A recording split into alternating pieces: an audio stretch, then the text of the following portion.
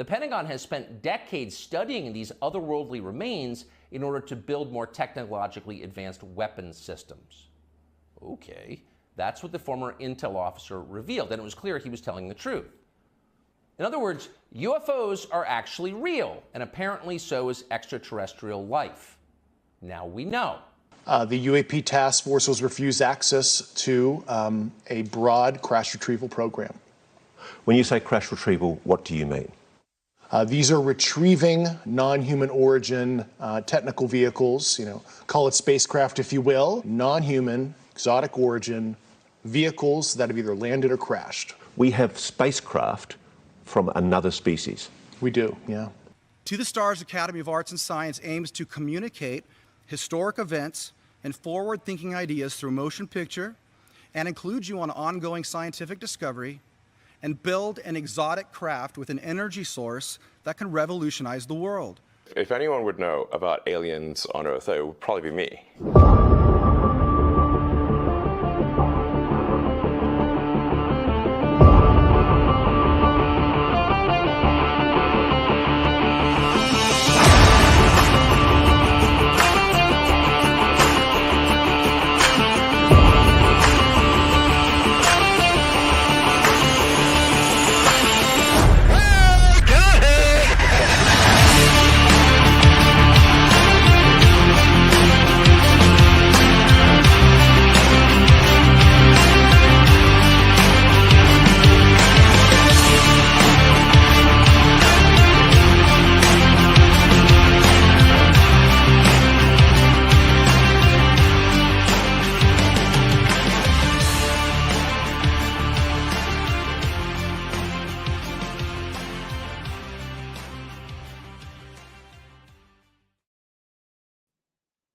Good evening, folks, and welcome to a back-engineered evening of Alien Addict. It is a back-engineered evening because we're gonna talk some bullshit. We're gonna pull some things right out of our assholes and put it out there for you. I know nothing about back-engineering craft. And Neve, I don't really. Nick, do you know about back-engineering craft? Welcome to the show, Nick, by the way. I think I've seen one. I think so. A triangle craft of some sort. Won't say if it was alien or not. But yeah, we shall discuss further into it. But I don't know, Ollie. I have no idea. Also, we've got Are aliens visiting this planet though? This is the thing. Are they alien? They're back-engineered. Are they alien? Exactly. Yeah. Also, we got Scott Browne coming on the show at some point. He always runs fashionably late. It's his thing. I respect that. It's a bit like the bride at a wedding. Always fashionable. I cannot speak tonight. I've only had 2 beers to try and get rid of this cold, and I'm stuttering like a Stanley. How about Joe Biden? Joe Biden. not that bad yet. No, it is weird though. Like when now with all we've heard from Grush, we've heard from Fravor, we've heard from Graves. Everybody's putting their thoughts out on this. And you keep hearing on podcasts over, and I think we've said on this podcast that they're ours. These things that they are seeing is actually ours, and it's not alien tech. But is it just that we're just crazy clever motherfuckers that can think shit up, or is it that we've got it from somewhere? That is the main hypothesis for the ufology, is that it comes from aliens, and we back-engineered the craft, supposedly captured craft. I mean, this would be going to like Bob Lazar sort of territory. But through my research that I've done, especially with the Nazi flying saucer aspect. Can I just say, everybody, Nick has a channel. It is in the description below. He's just actually purchased a microphone that shines like a lightsaber. and he's gonna be he's gonna be going serious with this very soon. He's getting it all put together. If you haven't seen the first interview that we did with Nick about the Nazi flying saucers, it's a whopper. Go check it out. Sorry, Nick, to interrupt. But I just wanted people to go and check your channel out, which is in the description. Go subscribe, people. That's all right. Appreciate it, mate. Yeah, thanks. Yeah, I'm going to be honest with you. I'm a bit like Lee when it comes to aliens visiting this planet.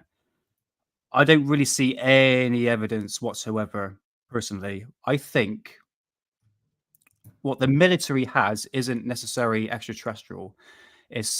I think the human race is quite bright, but we're not allowed to see that side. I think the military has technology that is far beyond of what we can capable of actually thinking, personally. Whether or not that's flying saucers or aircraft or energy weapons, you never know. But personally, I think humans built it. But there's only one side of the story when it comes to ufology it's definitely extraterrestrial, and I just don't see any evidence for it, personally. I mean, what's your theory on it, Ollie? Well, we said this last night on Rockfin. We said a lot last night on Rockfin. But there's one thing that stands out is the alien grey face, Yeah. Everybody talks about that thing. Now, is it because they've all watched Close Encounters of the Third Kind? Yeah. Or is it a little bit deeper than that? Because if you look back, we did a show about it. I think I may still have the picture somewhere. Is that the one with the big head that looks really frightening? That's the one, yeah. Oh, look at that. Oh. Terrible. So for me, these things have been about for a long time. People have spoke about them, whether that is alien, demon, whatever. Personally, with the alien, the typical grey, with the big heads, the cylindrical body and everything that goes with it. I think that was more popularized during the Betty and Barney Hill abduction. Honestly, guys, I don't know anything about alien abduction. I haven't really looked into it. I'm really skeptical when it comes to that. But you're more about the nuts and bolts, aren't you? Yeah, this is it. I venture into it, but the thing is, there's not a lot of evidence to go by. This is why I don't really look into it. But I believe the typical grey alien came from Betty and Barney Hill, from what they described. But Betty and Barney Hill, I think it was Barney, describes witnessing Nancy's when he was abducted. Do you know about that? He said he saw a couple of SS, what he says were Nazi officers when he was being abducted. This is during his. I think I remember hearing this. Yes. When they were being hypnotized or something. I don't quote me on this. It's like a vague memory, but I clearly remember him saying that he saw these, what he would describe as Nazi officers when he was being abducted. I mean, I know a lot of people don't take him seriously, but Stephen Greer has also said that. Stephen Greer has also said that some of these crafts that are abducting people are ours, and they are they're doing shit. Yeah. I mean, if you look at like technology, I mean, look at the accelerator, the particle accelerator. That is just crazy stuff to develop. Mind blowing. I mean, Dave talked about it a couple of times. He lives next to, was it? That's something that deals with portals. Don't quote me on that. I can't say what he lives next to because we went there, and that will give that Dave doesn't want anybody knowing where he lives. But cool. It is it's a lab. But what shit gets done?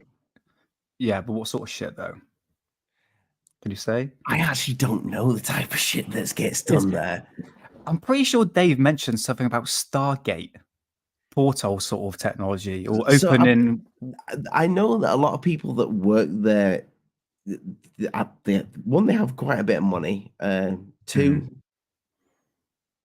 like the last night we went out. And Dave said, I guarantee you're going to see UFOs. He said that before we went to the States. He says, you will see UFOs. Lee was ill. Sod's law. So no one else can back it up other than me and Dave's mates. But we all looked up. Dave gave us night vision goggles. And sure enough, we saw UFOs. Now, whether they were coming from the lab, I don't know. They looked like they were. It looked like they were too high to come from the lab. Right. But what do I know?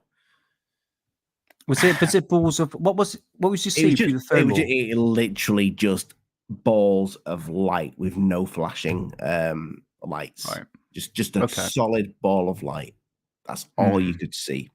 That's interesting. A fucking dot. A dot. Because one of our neighbors here, he's seen UFOs, and he witnessed a huge ball that was in the ground. I had to get his story from when I next time see him, but he was certainly convinced these balls. It's weird that I've come to the mindset, going off the sort of back engineer technology. I think some of these balls of light that we see is more or less spiritual, dimensional. Does that make sense? I think that's interesting. Yeah, because I know Grosh talked about it. These were almost like spiritual entities from a different dimension. I know it sounded a bit ooky spooky. That's been spoken about quite a bit, though. He Corbell's mentioned that's one of the possibilities. Yeah, I mean, love him or hate him, he puts his cards on the table. Yeah, and if Corbell, if you're listening, come onto the show. I'd love to interview you. Yeah, no, don't think you can be like talking down to, but yeah, I'd love to speak to the guy. I would never speak down to anybody. I mean, no, I never know, but he gets a lot of point? shit though. You know, he gets a lot of shit though. I have to admit. But going off that, could you remember seeing on the internet these like scribbly worms in the sky? Was that ever debunked? Well, I don't know if you've ever tried to. So I tried to film some of those UFOs that we saw at Dave's, and they were squiggly worms. Because when you hold your camera up and you try to take a picture of something that's quite far out with the what is it?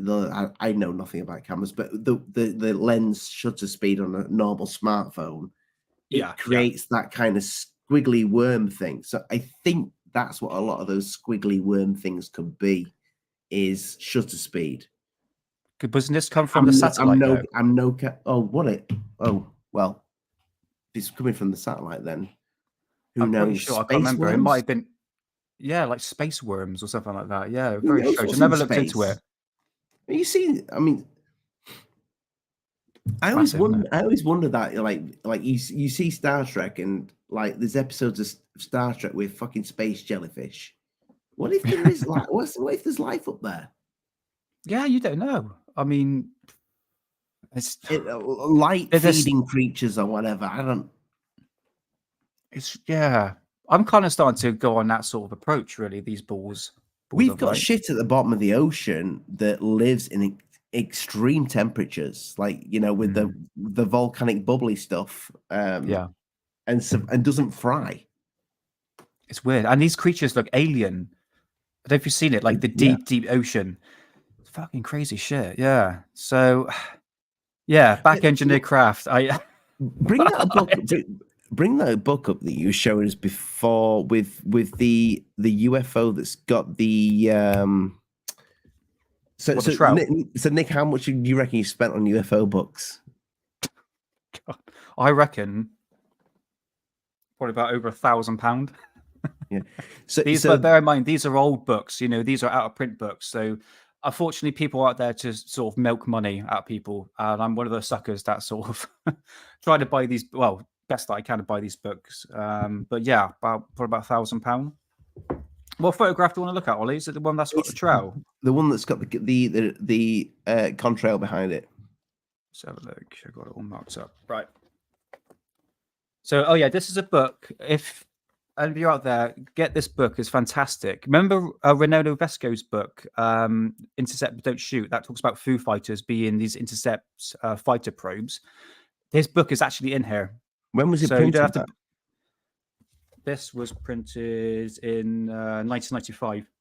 So yeah, man-made flying saucers from 1944 to 1994. And here is the picture. So I'm not very good with the camera. Let's have a look. So you see there, guys. You see the flying saucer, which is very rare these days, and you can see it's got a contrail behind it. That's very strange, unless it's gone through a cloud. But you can see that photo there, the last one. You can see it's got a contrail behind it. That's really interesting. And Let me. I'll bring that up. Bring it up again, Nick. Yeah, sure. There we go. So as you can see here, guys. Sorry, I'm not very good with this. Terrible. So as you can see, the contrail behind the object itself. Which is weird because look, I mean, look at that photo there. You don't see flying saucers like this. Here's a typical example. There's some like amazing flying saucer photographs in here. Where are these flying saucers? Yeah, you don't see anybody don't talk about these ones anymore. You don't see any. Here's another photograph for you. Is that one full of ones that you would consider not to be fake ones, or do you think there's some? I reckon there's a lot of fake. But I tell you what, look at that one there. See that flying saucer on the ground? Sorry, guys, not very good with camera. Let me bring that. So on my finger, see that?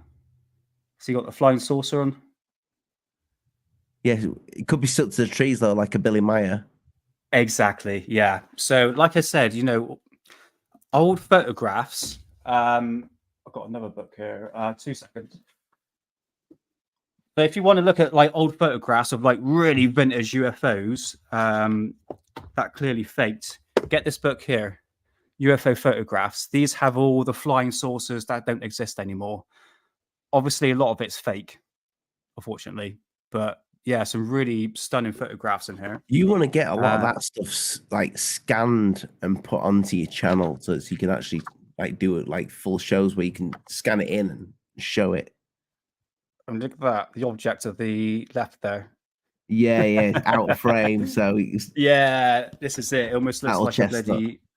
Yeah. Unfortunately, there are Billy Meyer photographs in here. So I spotted a UFO in at the meeting between Tucker Carlson and Donald Trump. You want to see it? Live in stream? Yeah, go on then. It's not fake, is it? It's not fake. It is absolutely real. And I don't know if anybody spotted it, but I did.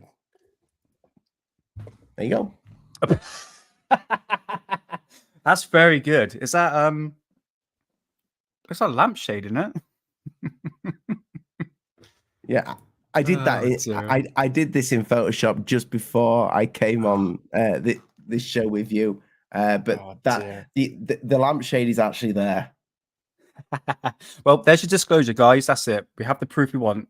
It's got an arrow pointing to it as well with the word proof, so it must be true. That's the arrow that Third Phase use all the time. I stole it. Oh, actually, I think they stole it off me because I think if you look way back, I used to use that arrow all the time. Bastard stole it. Why is it with the arrow? Is it to do with the algorithms? No, it's that arrow's. It's a special arrow. People love that arrow. That arrow makes people's nipples hard. I may use that as a thumbnail. So I was going to use it as a thumbnail. They're going to have to pay me. Yeah, you was going to what, Nick? I've seen something in the sky going back 2010, quite a long time ago. It wasn't necessarily a triangular craft. It was more like 2 seconds. I'm going to draw that out here. I can't get photos up on here for some odd reason, Ollie. But it looked like that sort of shape. It was really high up, black, and I looked through it through the binoculars. And what I would describe what it looked like underneath it. Have you ever pulled back your fridge and it's got that wire? Yes. What would you call it? Yeah, we once had the cat. You might know this from having cats. Our cats bring mice in, but they don't eat them. They just let them go free. Same here, mate. Same Yeah. here. But basically, this is a The man, really the myth, the crap. legend is here. Hey, How you doing, Scott? How's it going? Scott, Nick, Scott. Nate, Nice to how meet are you, you? Scott. Oh, I'm very nice well. to You meet keeping you. well? Nice to meet you. Nice to meet you too. You're looking well, Scott. I'm tired.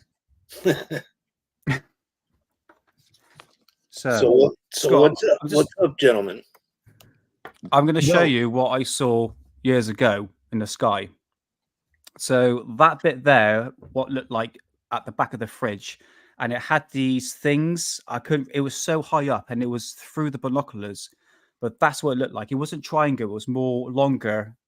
But like I said, it was extremely high up, and I was looking at it through the binoculars, and I was like, "Oh, that's unusual." But I think that's more or less linked to the Aurora project, which I'm guessing is the new. I mean, this is what going off Nick Cook's book. He was a aviation journalist. He's saying that this is the Aurora project. The Aurora. Right. This is like the new spy plane. Well, it's nothing new. It's probably back in the 90s, I think. I think that's what I saw.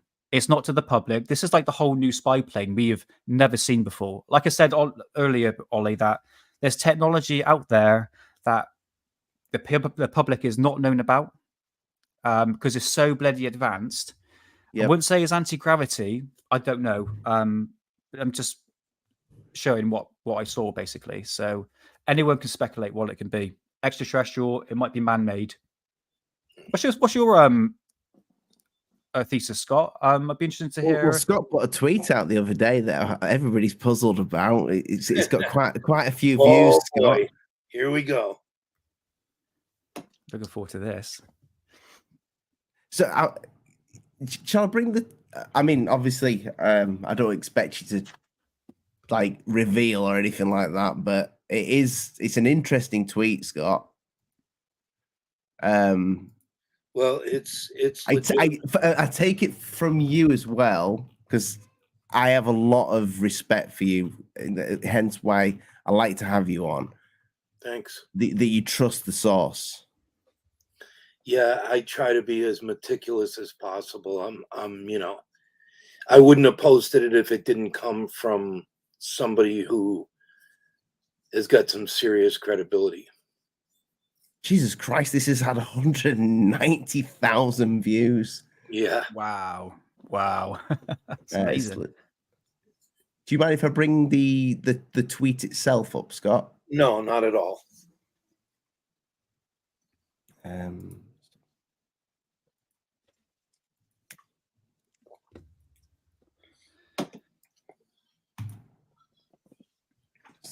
So there we have it. This is the tweet. So this is a conversation that you've had with somebody that you trust in the UFO community. Yes. How long have you known this person for? All right, so I'll reveal a little bit, more here. Of course, there was obviously there was rampant speculation about who it was. Everybody was throwing all these names and so Ollie, you know about American Cosmic, right? I'm not sure, Nick, if you know about American Cosmic. No, I've never heard of it. So Diana Pasulka, who is a professor of religion from North Carolina University, she wrote a book called American Cosmic, published in 2019, became a bestseller. Now it's back on the list and going back up again. So long story short, she featured me in the book. I was in the 3rd chapter. There were also 2 scientists with tons of credibility featured in the book under pseudonyms. And I am in contact with both of them. So occasionally we talk. And, obviously, if you know anything about the book, the the book starts out at the beginning with, they take Diana, they blindfold her, they bring her out into the desert. They bring her to a location they don't want revealed. They get out of the car. I believe they have metal detectors, if I'm correct. I'm having a brain fart right now. But anyways, they find some pieces of debris. And this area apparently times, and it goes from there. The two scientists are, you know, interested in the parts. They're examining them. And one of the people in the book has come forward and admitted that it was him. So James in the book is Dr. Gary Nolan. He's already admitted, came forward and revealed that was him. The other scientist in the book, known as Tyler, has not. And of course, rampant speculation about who he is, but I'm not even going to go there. So I've been in contact with them, but I've also spoken to some other people that have confirmed this whole sitting in a warehouse, taking it out. We have new tests we can try. They try it, try to derive some information, try to see what they can get from it. If it doesn't work, they put it back. They bring it back out, and the pattern continues. And so this is why I'm totally under the impression from who I've talked to that they've gained nothing from it. They keep looking at it and they keep trying to figure it out. Now, small details have been acquired, like, we can do the simplest things, like what are the materials made of, and so they can kind of figure out that stuff. But I always look at it as, people throw that around. They throw around that term, back engineering, as if it's nothing. So my analogy is, take a cell phone, go back 100 years, hand it to a scientist of our own species, and say, back engineer this.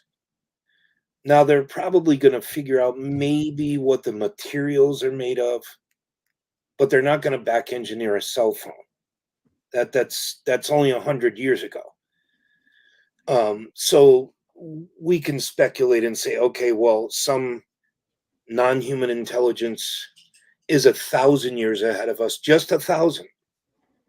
We're not going to figure that out. We're not. It's going to take time, and like I said, we may derive small details, what the material's made of, how it's layered, simple things like that. But the back engineering of how it's powered and how it's doing what it does, I don't put much veracity in that. So what do you make to all this demon talk? Like, that's something that has come up a few times, and even Mr. Elizondo mentioned it. I don't know how much veracity you'd put in his statements, but so that what was that he said? He said something like, was he speaking to a general, and he said, the general said, or something like that, the demons. He mentioned demons. The thing is, for me, I look at it as, I look back through history, and I look back, let's say there's a famous case that people can research. I can't remember where it came from, but these people had passed this farmer's pen. And this is back like, 1700s. And they saw that this sheep looked like this farmer. So automatically, they jumped to the conclusion that this man was having relations with this animal or another animal. Was he from Wales? And the sheep was born. I don't know. I don't remember. But my point is, superstition and naming things angel and devil has gone on since the beginning of time. Man has always thrown that label on something, I believe, that he didn't understand.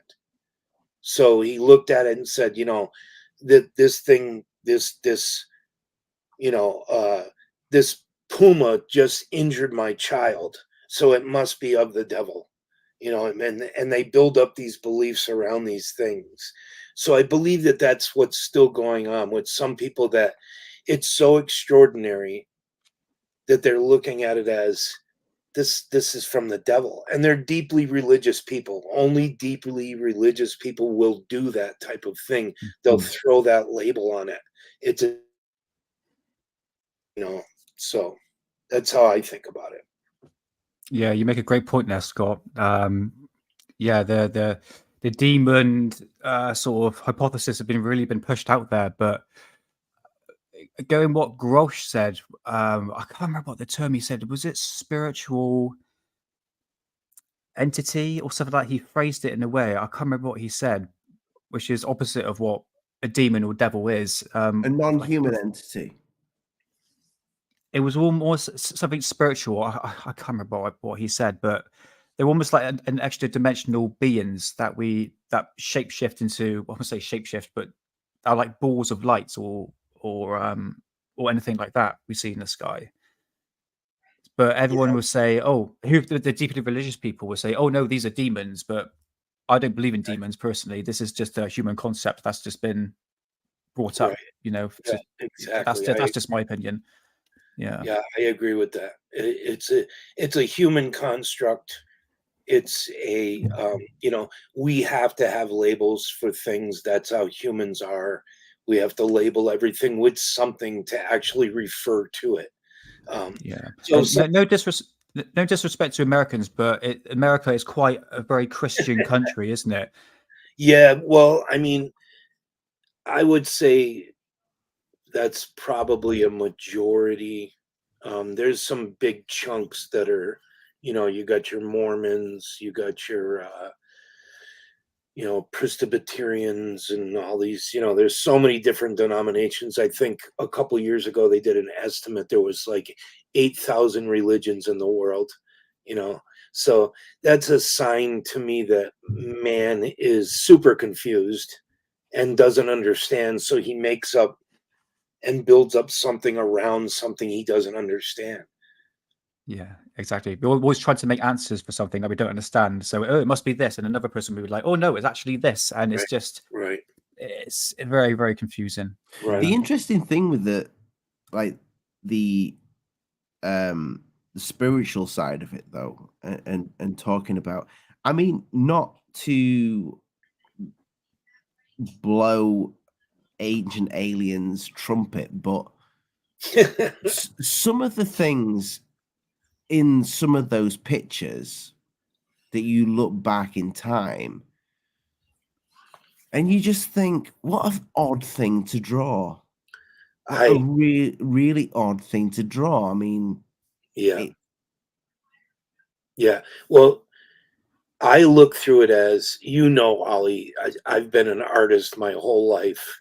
I produce traditional art as well as digital art. And so I look at things like, I've studied all of that, stone relics and, different civilizations. And it's, to me, when I started, I drew things that were familiar. So this is what we do. So you sit down as a child, you're 5 years old, you look at a book and you see a character and you go, oh, I want to draw that. And you try to copy something that someone else has already done before you. Yeah. And so that applies to you over and over again. You keep doing that. And then eventually you reach the stage where you now don't have to look at anybody else's work and you can create your own from scrap, from all the ideas that you've fed yourself over the years. And now somebody could start off by drawing a Tyrannosaurus Rex, and eventually that thing could turn into the alien from Yeah, Alien. I mean, You you know, know, there, H.I. Geiger started with something. well, there's sculptures out there. There's paintings like the Wanjinya from Australia. I mean, they resemble the Greys like really They very do, yeah. closely. They're very similar. And so to me, that shows up in a bunch of other cultures. If you search that, just a big head and big eyes, it's all throughout a bunch of cultures. It's Yeah. bizarre.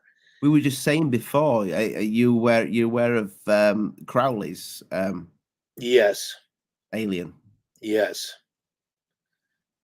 Yeah, that was always really interesting to me that he, you know, apparently met this being. I think he was in a trance or something, or it visited him. I can't remember. I think he But took a lot of drugs. probably, A lot. but the thing is, I mean, for different cultures to create this same kind of symbolism throughout the world, and cultures that weren't communicating with each other, creating this same type of image. It's very bizarre. It's I don't know. I don't know if something was there, if something was going on. I don't know. So, I'm trying to. I'm sorry. No, go on, Nick. I was going to say, where are all the? I mean, let's go by the typical alien grey, the big head, the black eyes. Let's go back 500 years. Is there any remnants to that in paintings? We've got UFOs and flying saucers, sure, but when it comes to extraterrestrials, that specifically, that type of grey alien, which we call greys, I can't see any. Even going back, even like thousands of years, I don't think I've seen anything that resembles that typical alien. I'm trying to find out where this actually came from, where the story of, I mean, it looks like Crowley's. So, I think that's I mean, the first head Crowley, wise. because you see Ancient Aliens showing a lot of it on pottery and stuff like that. And Yeah. so my wife is from Ecuador. Her dad used to do because he's quite close to Peru. He got a job as a like a tourist of Peru, and they was in Ecuador in Peru. They were selling loads of fake pottery, like with pictures of dinosaurs, with pictures of aliens on it and stuff like Yes. that. And he was just, so my wife said he was a sucker for buying it. He'd come home, and then my wife's mum, his wife at the time, used to go fucking bonkers and go, "What you bought all this shit from? You're meant to be out there working. You bought this fake stuff." So that thing with Peru and Ancient Aliens has been going. It's been going on a long time, well before Ancient Aliens. You know, it goes back to like the Nazca lines and things like that, where these. And I do think there's some definitely something with the. I mean, they are shit drawings. Let's face it, that are on the ground, but the whole mountain that's chopped off. It's a bit weird. Yeah, there's also one that on the side of the mountain in Nazca that represents a big head, Kind and of, yeah. 2 eyes, and that's it, and just its body standing there, and it's humongous, But Nick, I think what you're trying to say is, and I agree, that there's a gap. So if you go back to a certain point throughout like artistic expression, there is nothing that resembles that until you get back to the ancient stuff, like the Wanjinya. I can't name them off the top of my head, but there's a bunch of them that the small statues of the Anunnaki gods that were found in Iraq, I believe. They look like friggin' lizards. I mean, they're with nipples. Absolutely bizarre, and that's a common theme through those cultures. It's bizarre. It's weird. Do you know what? Looking at this sort of reptilian aspect, I know it's like the David Icke sort of aspect, but there's actual like carved statues.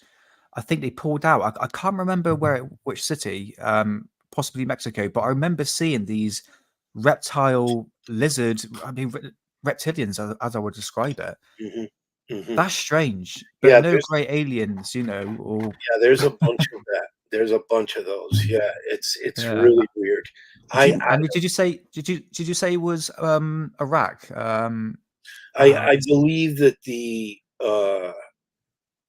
Anunnaki god sculptures, I think they're from Sumer, which is Yes, like ancient correct. Iraq today, I believe. I might be wrong, but Yeah. somewhere around there. But their statues, I believe they have a male and a female. There's a few of them, and it looks like some kind of lizard person. It's bizarre. Here's the thing, though, with that. Have you ever seen a lizard breastfeeding? Have I? No, not personally. I don't. I mean, I'm not a reptilian guy. Well, I'm not a guy that understands. I don't follow the whole anatomy of a reptile, but So I I mean, don't think they they don't breastfeed, do they?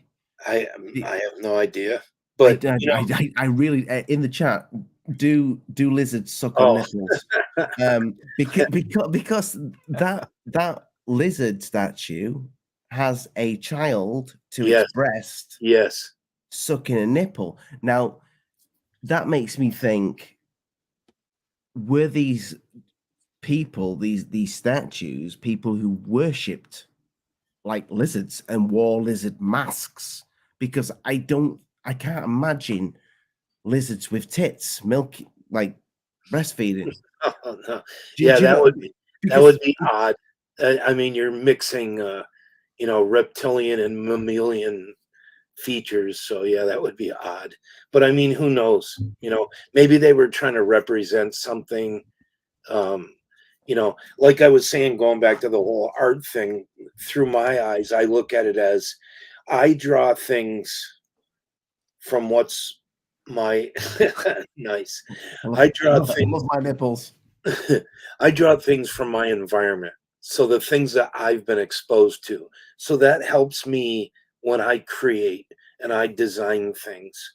And so I think that the people who painted these Wanjinya all over these caves in Australia and sculpted these sculptures, and they must have been being influenced by something that was in their environment that made them do it. Because it's so odd, that why weren't they just painting pictures of people, just regular people? But they weren't. You can see they all have big heads, they have big black eyes. Some of them have like radiating lines coming off the head like they were glowing. Something was going on, something to influence these artists to do this. And I mean, what it is, we can all speculate, but Have you heard of the DNA stone? I'm trying to find it and I can't find it. I remember seeing this. I'm going to describe it. It's a circular stone. It's pretty big and it's got 4 sections. And you have these, what I would describe to aliens, but the heads was more or less described like that. It wasn't like the typical alien grey. It was more or less like this. It was the male and female. The female had tits and all that, and the male had a penis. And as it went round to the second stage, it shows like the sperm, and then the third stage it shows the alien getting pregnant, and then the 4th stage is the actual alien giving birth, but is an actual human, like shaped like a human. no, I'm going to try and find. I need to see this. Yeah, I clearly It's got remember nipples. seeing this.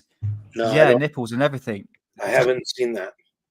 You haven't seen? I'm going to try and. I clearly remember seeing this. Whether or not it's fake or not, I don't know. But That's the thing. yeah, You never know these I'd days, be do you? interested in seeing that.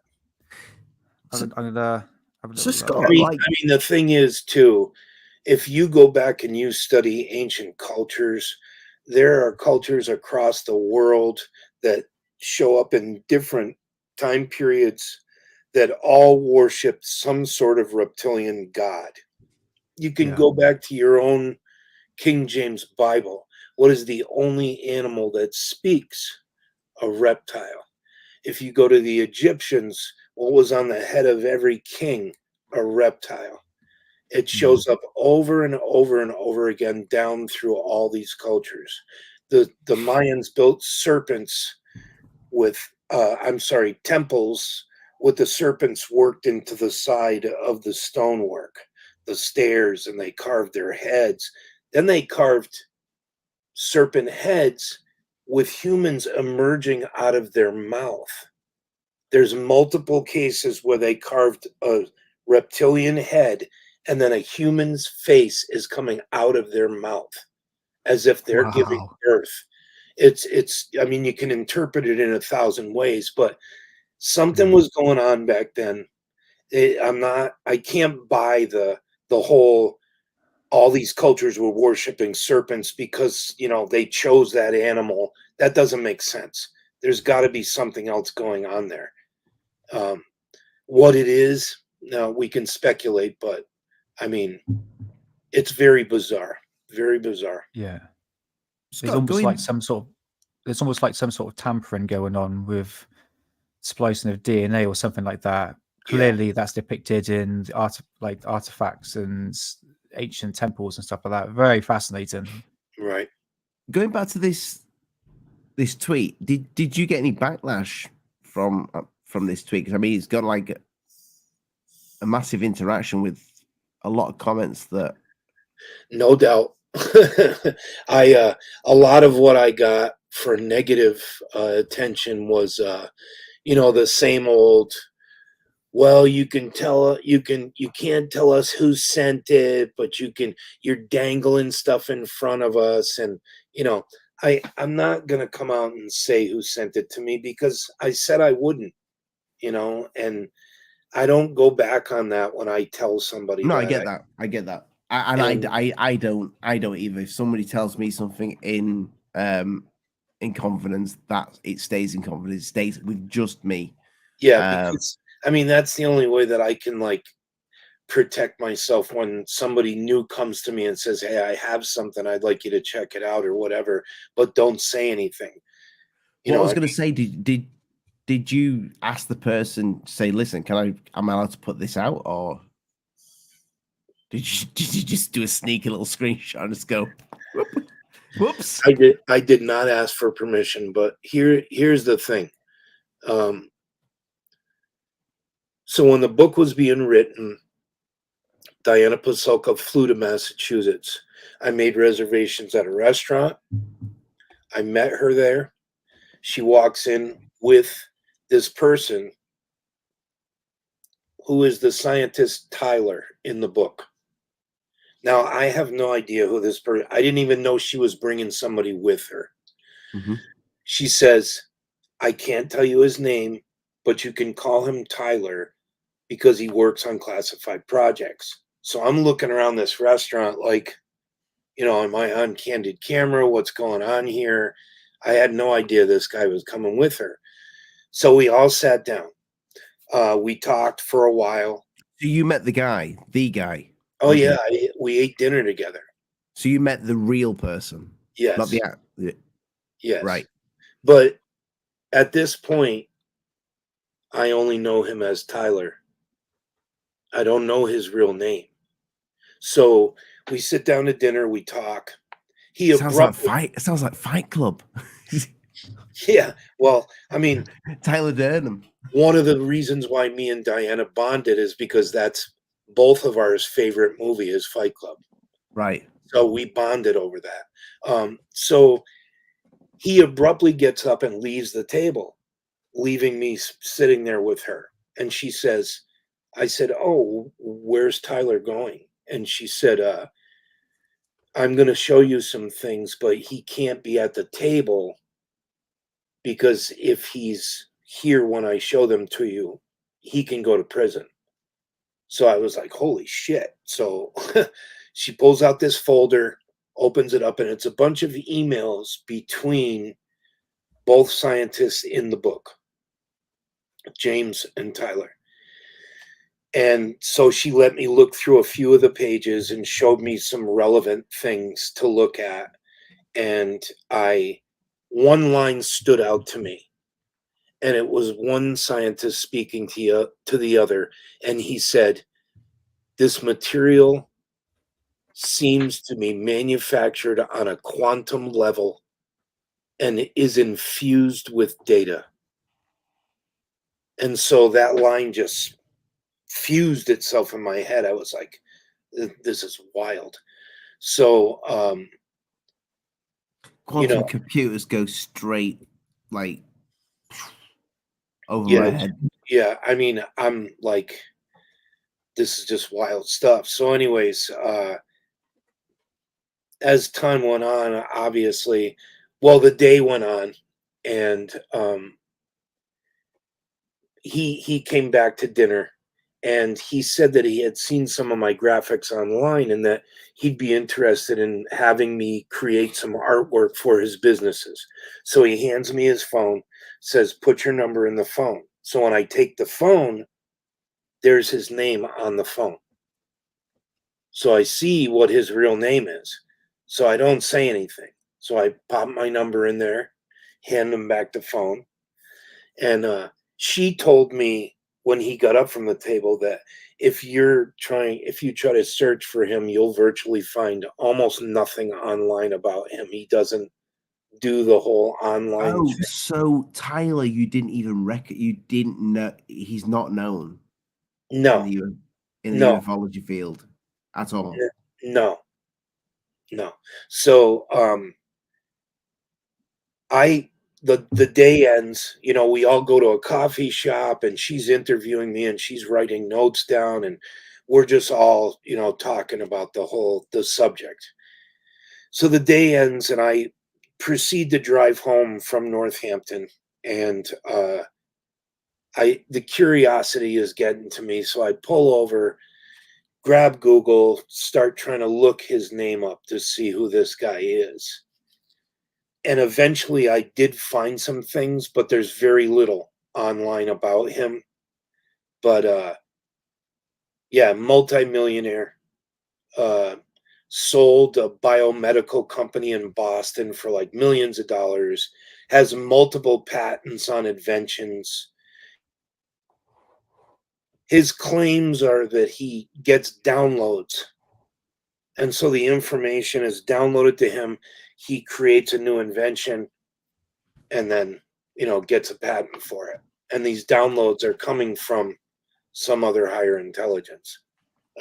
If that's true, I can't say. I'm not sure.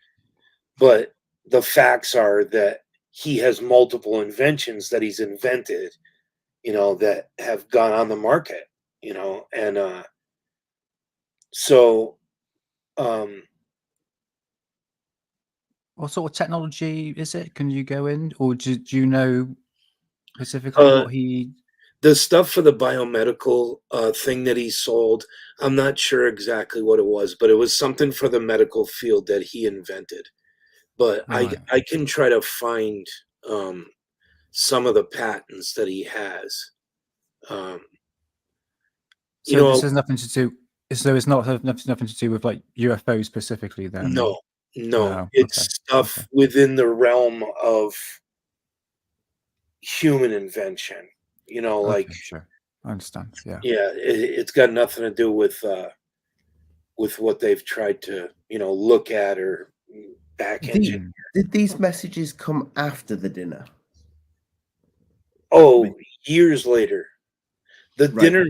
dinner was in 2019. Oh, right. Okay. Oh, actually, no, I'm sorry. Let me back that up. The dinner was in 2019. These messages were well after that dinner in 2019. So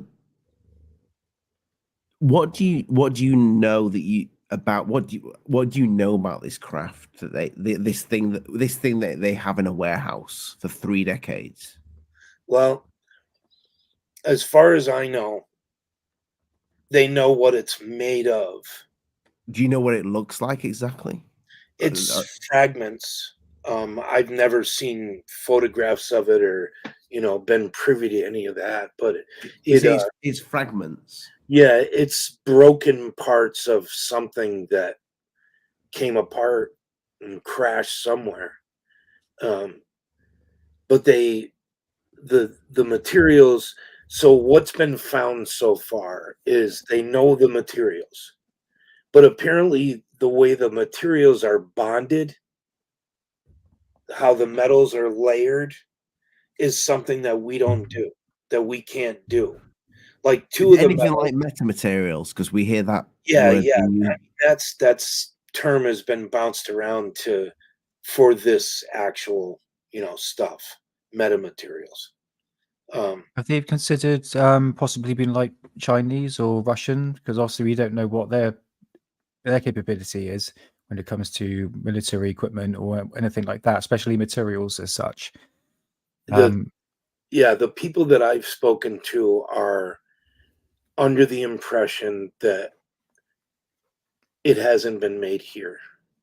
Okay. It's been made by somebody else or something else, and Was it that's described? This material, is it a bit like what they describe in Roswell? You know, you can crumple it up and it just reattach itself. You know, open itself up with no that causes at all. that description was not given by Diana or anybody that I talked to. Okay. So I'm not sure if, like, it could well be possible that those crumpling materials were involved in that case, and maybe this is from something else that crashed. I mean, I'm not Hmm. really sure. I don't know. Okay. But But it you trust this source, though. oh, for sure. No doubt about it.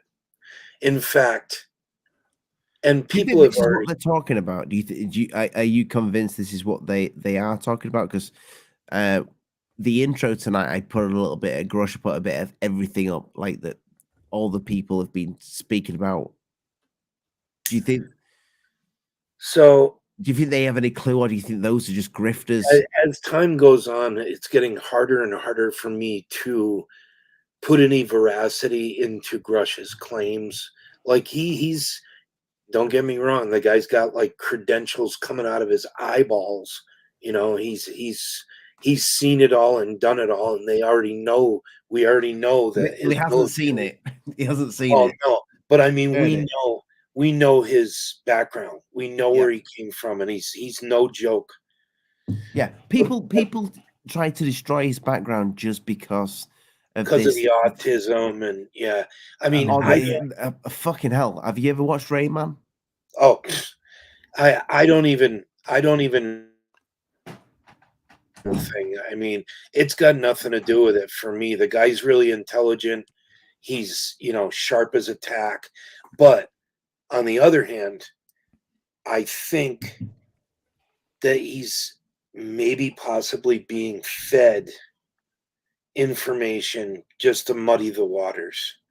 Like people in the past, I mean, if nothing comes from it, and these so-called 40 something whistleblowers that he's spoken to, if none of them come forward and they show us no evidence at all, it's going to be hard to take as fact. I mean, people are itching to see something, and it needs to be something that's been verified, it's peer reviewed, scientists looked at it and said, holy shit, what is this? It just has to be. It can't be. We can't have stories anymore. The stories have to stop. We need data, evidence. We need that to verify what's going on. But they're going to throw mud at it over and over again to try to confuse people, and they're doing it. They're doing it now. Yeah, I clearly agree with you with there, Scott. It's such a diversion, and I think Grosh is hanging around with the same crowd, the Jeremy Corbells, the George Knapp, feeding him this information. Bear in mind, they've been, especially George Knapp, has been in this UFO field for a long time. He ain't new to this field. He's been in there for a long time, and I reckon he's been spoon fed this information. He can. I think a lot of people in the UFO community, especially that believe that they're going to have disclosure soon, really was gagging for this information to come out, or we're going to have at least some sort of evidence. And you're absolutely right, Scott. We need verified evidence, scientifically, to verify these claims. There he is. Sorry. So Yeah, for yeah, sure. For sure. but the time is, like I said, the conversation. People say the conversation's already begun. No, we've had the conversation. Let's get on moving it. But think about it. If we actually had disclosure, what's going to happen to the community? Where do we go? You know, if we had disclosure, the whole UFO community as a whole, the discussion is over. But if for instance, Joe Biden, sleepy Joe Biden, I'd say it's only just begun. yeah, it's just begun. If, for instance, if he came out tomorrow and said, "Okay, there's extraterrestrial craft, we have the craft, and it just admits to a disclosure. Okay, we have our disclosure. Okay, then what? Is he going to show any evidence? Okay, so you've admitted there's extraterrestrial craft, and we have them. Okay, that's great. Now show us the evidence. He ain't going to show us. He's not going to show us. Let's face fact, guys. Come on, you know." Yep. He might come out. You know, he's very unpredictable at the moment. You know his Joe Biden's track record, but I think the whole idea of disclosure is just nonsense. And within the next year or so, the end of the year, everyone's going to forget about these congressional hearings. I know we've got another one coming out in September. I think that's gone now. I think. Don't quote me on that. Yeah, they We cancel it. That was a whole uproar on Twitter and everything because they came out and said they're not having any more hearings. Yeah. Now they're trying to push all this other stuff and say, you know, we want this, and who knows what's going to happen, but we're not going to get shit. No, we ain't going to get. They're not going to show us anything. It's. Yeah. They want to keep it for themselves, and that's the way it's always been. I mean, I used an example the other day to somebody that argued with me on Twitter, and I said, look, we have parts of the JFK assassination that are still classified. We have parts of 9/11 that are still classified. They're not going to show you fucking UFOs. It's not going to happen. That's raw. Honestly, he's got such a good point, because when Trump was in office, he was going to release the JFK files. And this is a quote he said to a senator: "If you knew that was in those files, you understand why you can't release it." Something like that quote. And Joe Biden said, "We are never, I repeat, never going to release the JFK files." And I expect to be hearing disclosure from these people. Yeah. I mean, really, come on, guys. Exactly. You know, exactly. It's it doesn't like, even make sense. People are like, well, we're going to get this UFO stuff, but there's so much that they haven't given us about other stuff. You know, it's insane. Yeah. Insane. It's weird because the Pentagon was saying, "Oh, no, we have no evidence of extraterrestrial craft or any extraterrestrial visitation." And then the CIA is saying, "Oh, well, the government needs to come forward and say, show us the evidence of UFOs." And I'm thinking, we're going around in circles here. Like, what's going on? You know, it's like, oh, no, they're responsible. It's like, oh, no, actually, these people are responsible. I'm thinking, hold on a minute. Come on. It's like a cat and mouse game. It's like a broken record. And if you've been in the field long enough, like you, Scott, you know the tactics. You know the tactics. You know how the cards are played. And it's so bloody obvious. And every time I hear, oh, disclosure's gonna, like, do you know is this Stefan Molyneux? Not Stefan Molyneux. This guy, he's American politician. He always says we're gonna have disclosure soon. Oh, disclosure's gonna be happening next year. And then the year happens and then no disclosure. Oh, don't worry, it'll be in the next 4 months. 4 months happen and nothing. It's been like that for 15 bloody years. And I'm thinking, what is going on? You know, let's get some actual transparency. Let's get some truth. Let's get some bloody evidence. Discussion's over. Like some people say, it's already begun, but I think it's over. I want evidence now. You know, and just let me say one more thing. It's the same thing with me. So these messages that I posted, they're interesting. You know, believe me, coming from this credible person. But I still haven't seen no goddamn evidence. It's still somebody's words. You know, I've been in this so long. Has this person said anything about this tweet to you? No.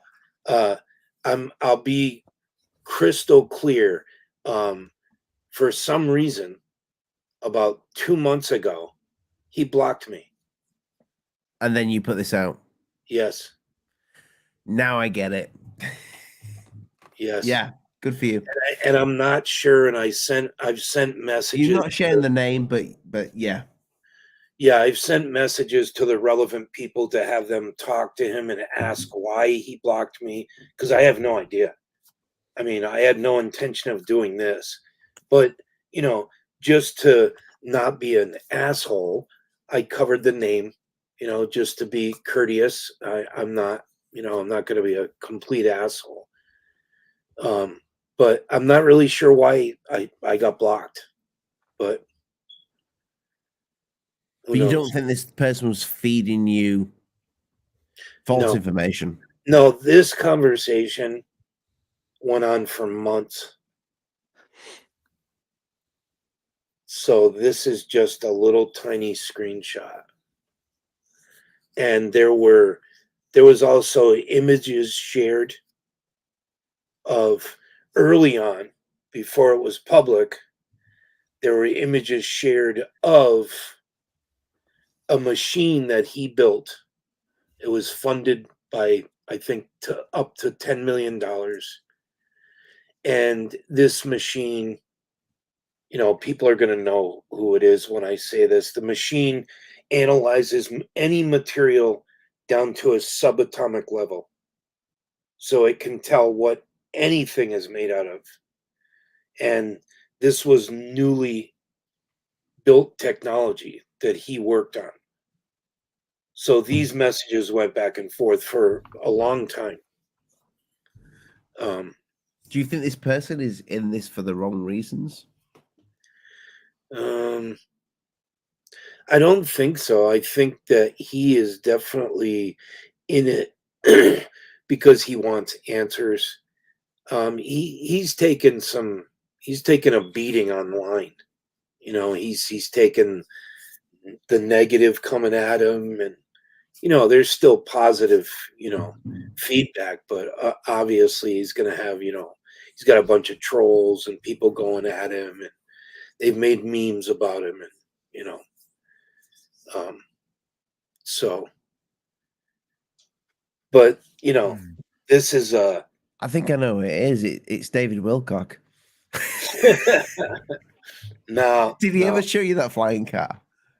No, I've never seen that. Yeah, he's another grifter. There was a while back when both yourself and Ryan was on the show, and you were speaking about possibly going out to Skinwalker Ranch,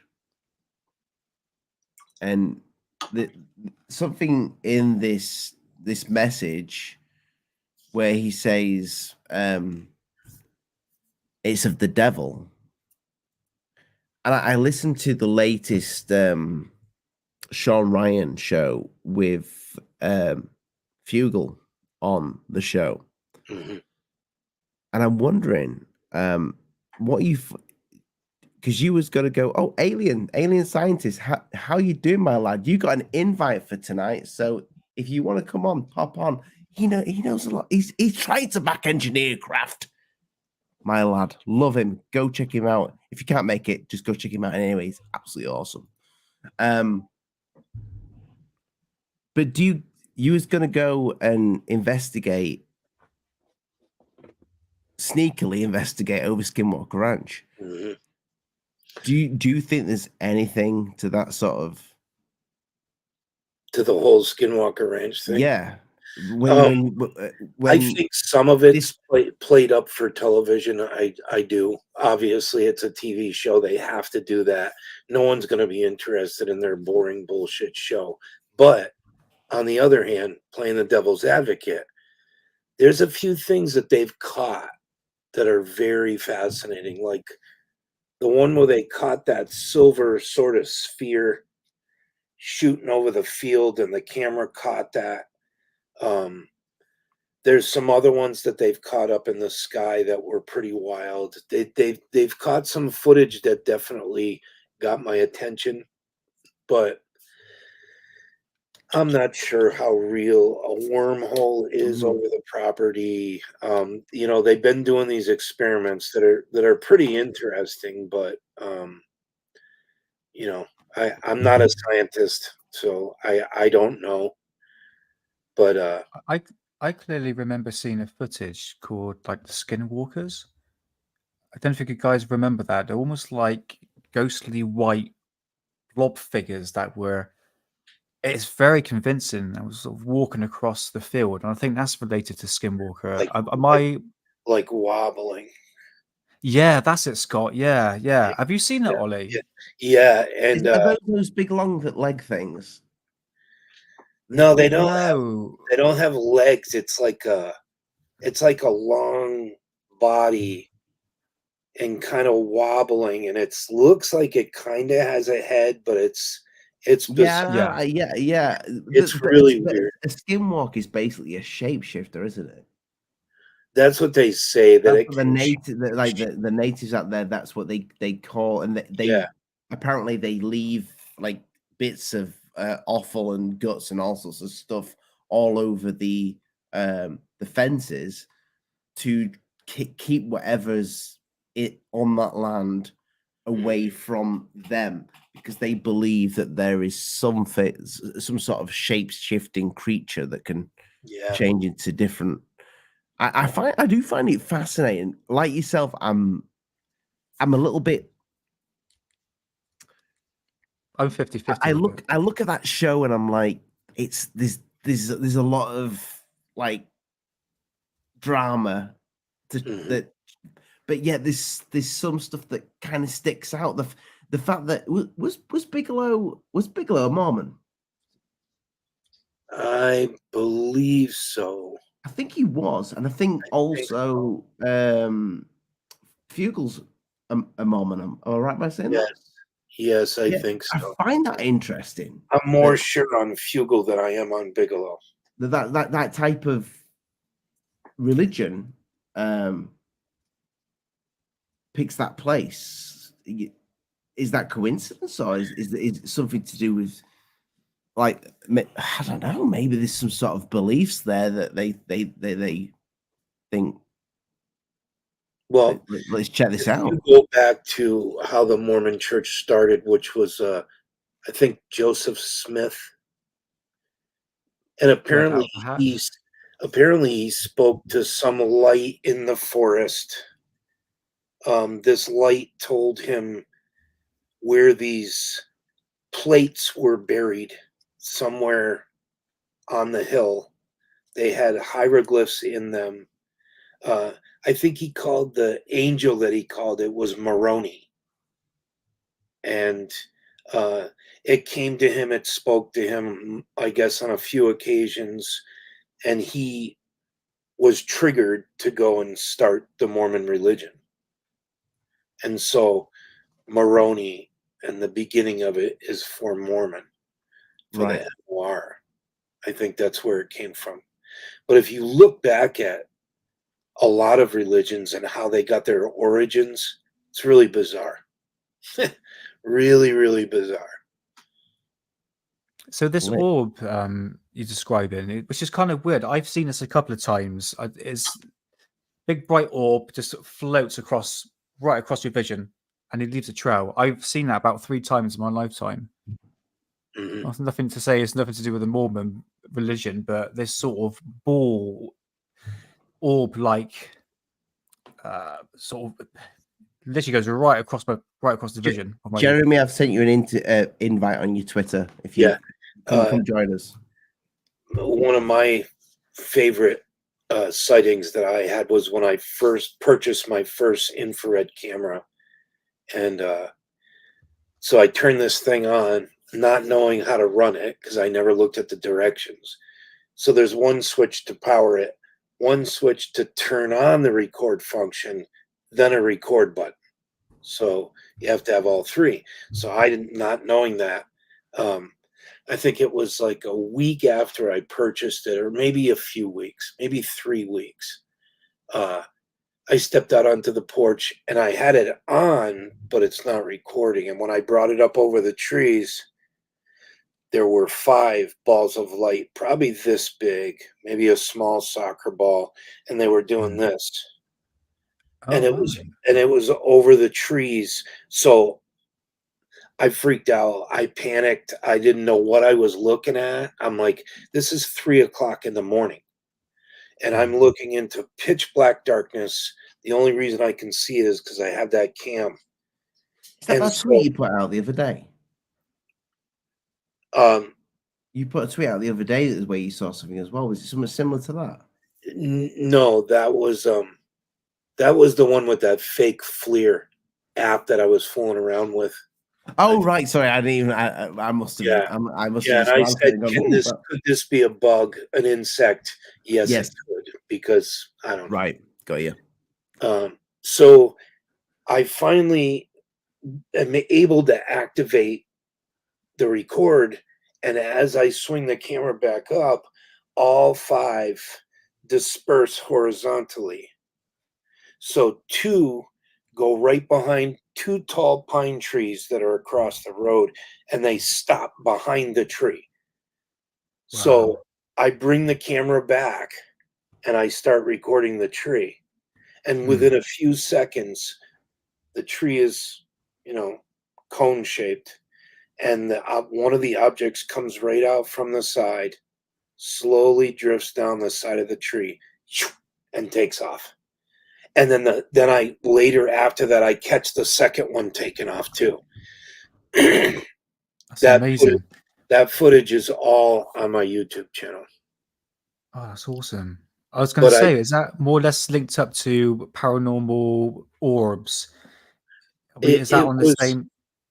Yeah, I mean, a lot of researchers believe that there's an overlap between paranormal events and UFOs, that it's all one thing that's beyond our senses. And it's like so, the Bigfoot thing.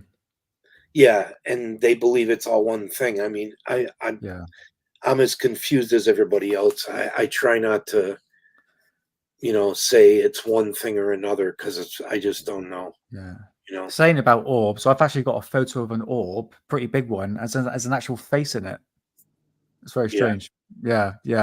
I've seen a few. So these balls of light is very fascinating. I've got a completely 360 switch. There's something spiritual, another sort of dimension, if you want to put it that sort of phrase. There's something about it, and yeah, it definitely needs more research into it. I find it fascinating. It is. But I was going to say, Scott, what do you believe when it comes to aliens? Do you think there's actual aliens coming down visiting this planet? I used to. Years ago, when I first got into this, I've been doing this about 36 years now. And when I first got into it, I was full on grays. I've done paintings of them, drawings. A bunch of them are online. And I used to believe, this is it. There's too many people coming forward saying that this is what it is. And it still could be, I don't know. But I am more along the lines now of maybe something else sending its technology here. So as if we would, so we send our robots to Mars to look at it. So something else could send its like AI unit here to do stuff. We would think it was alive, but it's AI, and it's so advanced that we think it's a living thing. Or it could be actual aliens, or there's a theory that the Greys are reptilian. There's some kind of reptilian leftover and has been hiding from us for thousands of years. Who knows? But because I was the same with you. I mean, I've been in the field not as long as you, but since I was a kid, really. But is only in the last sort of 10 years I've been really paying attention. And I used to believe in extraterrestrial craft coming down. Yep, I 100% believe it, even with no evidence. And suddenly in the last 5 years, I just completely 360 has switched my opinion. Because I Yeah. started to pay attention to things. I think, why is Tom DeLonge being the ufologist of the year? Why is he asking for money? And I was going, hold on a minute. Hold on a minute. Wait a minute. Something's not quite right here. And Yeah. you see the flaws and the same rhythm and the same patterns, like the same cards being played. I'm thinking, oh my God, I don't think extraterrestrials are really visiting this planet. It's the same what Lee is saying. I would love to see this evidence Yeah.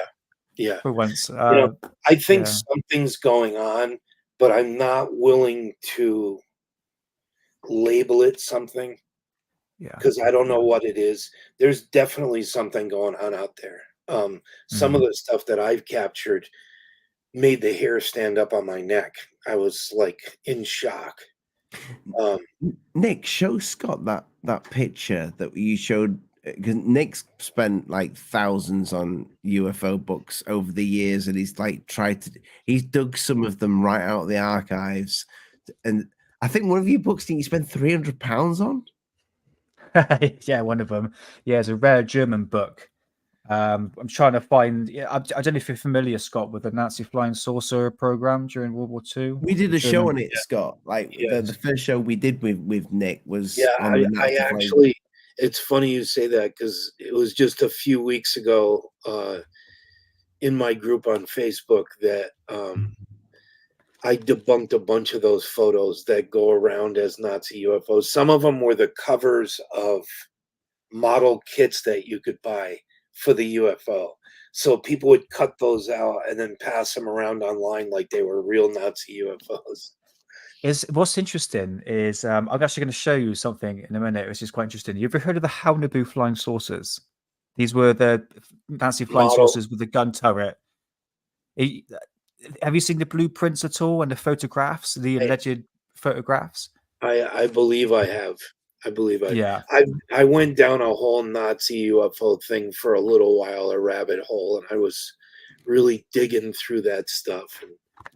That's Nick's thing on his channel. Yeah, that's my line of research, the Nazi flying saucer aspect. However, I'm going to show you a photograph, and if you guys can see it.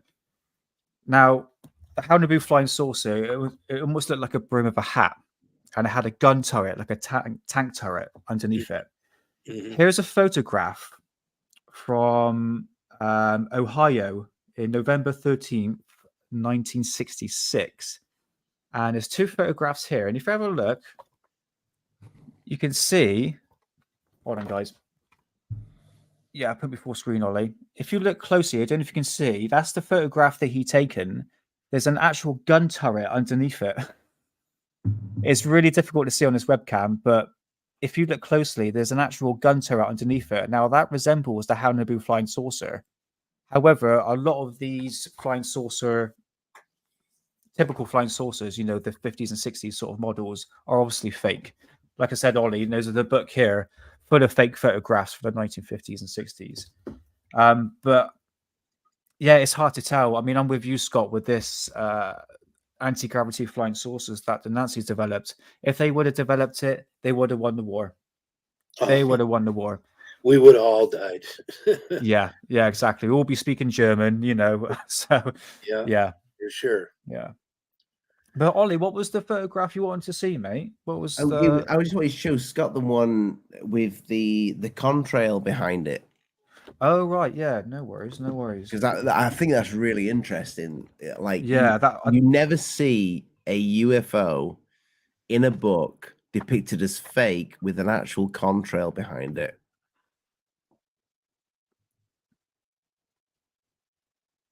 See that, Scott? Yeah, I Sorry. think. And where is that? Level. Where is that from?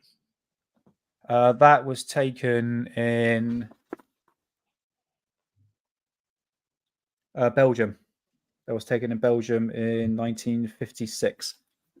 So yeah, you can see it's got a contrail. Yeah, which is very unusual. Yeah, if it was anti-gravity, I mean, I would think it would be something from us if it's got some yeah, definitely. You know, because we like to build stuff with contrails. Yeah. Ollie, just put me on full screen. I'm just going to show you because I was going to put this on the Nancy Flying Saucer thing that I did with you a few weeks ago. So this is the turbine-driven aircraft that was developed in Germany. And here it is. You can see the buildings. There we are. See the buildings underneath there? Mhm. And that's a test flight. And this is That- 1940. Now- Does that seat 2 pilots? No, in that's one just of one those- seat. Oh, it's 1 seat. Okay. Yeah, so it's basically a central cockpit in the middle, but they have piston engines around the side.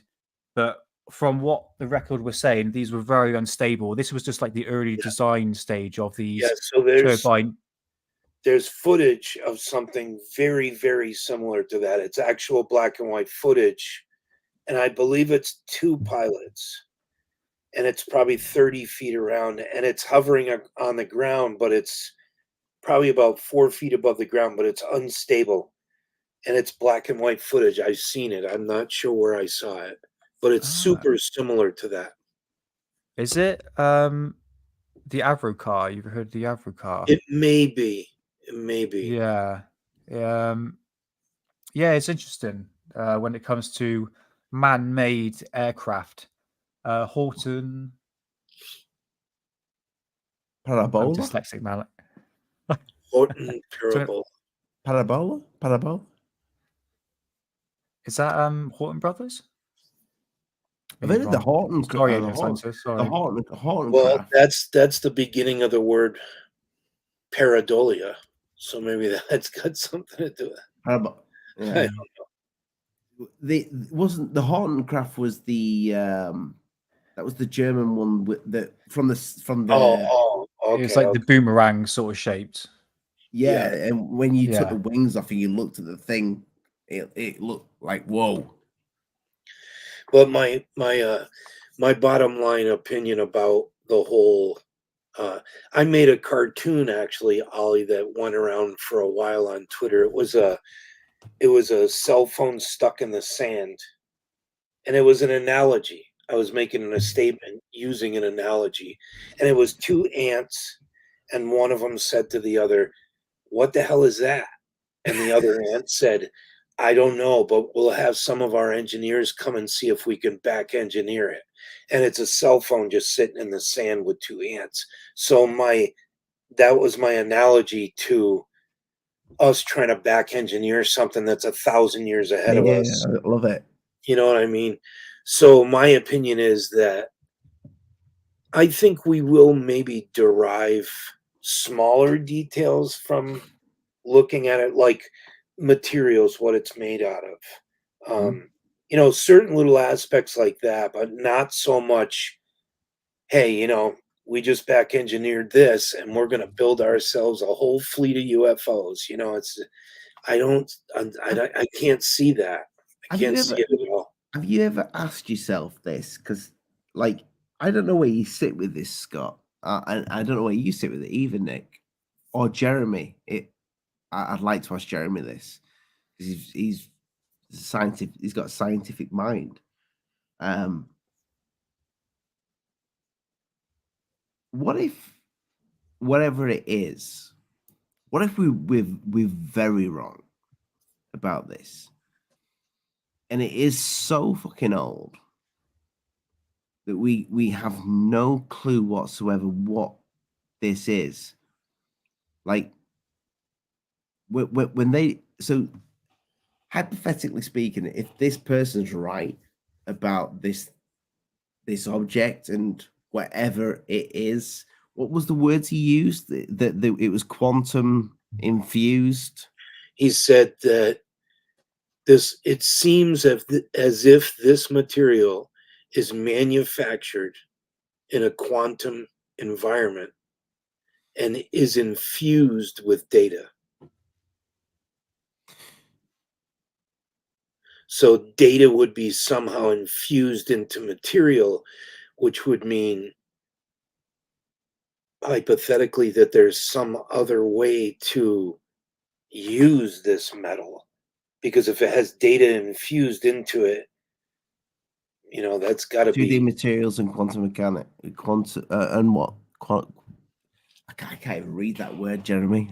I am dyslexic also, wasn't it? It looks like 2D materials and quadriparticles. I've never heard that. Never neither. heard of you science But, guys. you know, but again, I'm not a scientist, but my whole opinion What is if the scientists are wrong? yeah, and No, that could very well turn out to be. What if we are like? It seems like I've never been a religious guy ever, Me neither.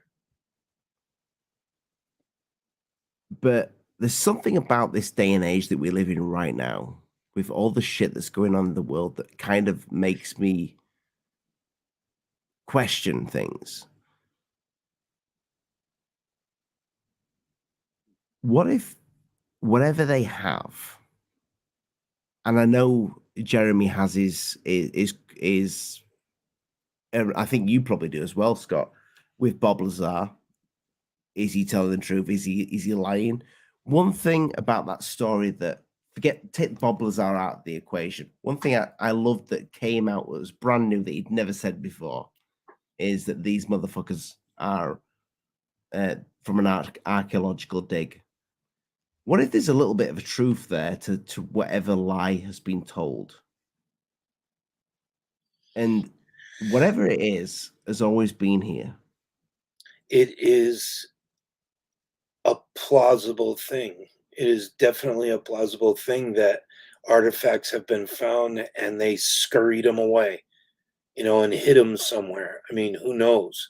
But I still, because of all the inaccuracies that surround Lazar, I still think that was just like an analogy. I'm not even bringing him into the equation. All I'm saying is what I did like was, because one thing I think we even said on the show, fuck, Lazar's never said that before. He has never said they came from an archaeological dig.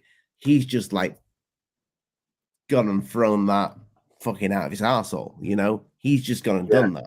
Yeah, I don't ever remember him saying that. I never remember him saying that. I've watched every single thing that he said. I'm sure Jeremy definitely has. Yeah. But I do like it. Whether he threw it out his arsehole or not, I like it because I'll put it this way. I tend to think a little bit like that these days. I think, what if this, whatever it is, isn't coming from space? What if it's been here for such a fucking long time? Just like your friend Nick, Graham Hancock. Nick's good friends with Graham Hancock. How cool is that? Oh, I love Graham. I found the last thing he just did in the whole controversy over the Netflix thing. I was like, you know what? This guy's got an alternative opinion that's based on some pretty good stuff. Graham's not a stupid guy. He's really sharp. And they just tore him up and down about this Netflix thing. And I was like, you know what? Just keep doing what you're doing. Because I love that. I love the fact that he's trailblazed, has a different opinion. Some of the stuff that he brings forward is really intriguing, man.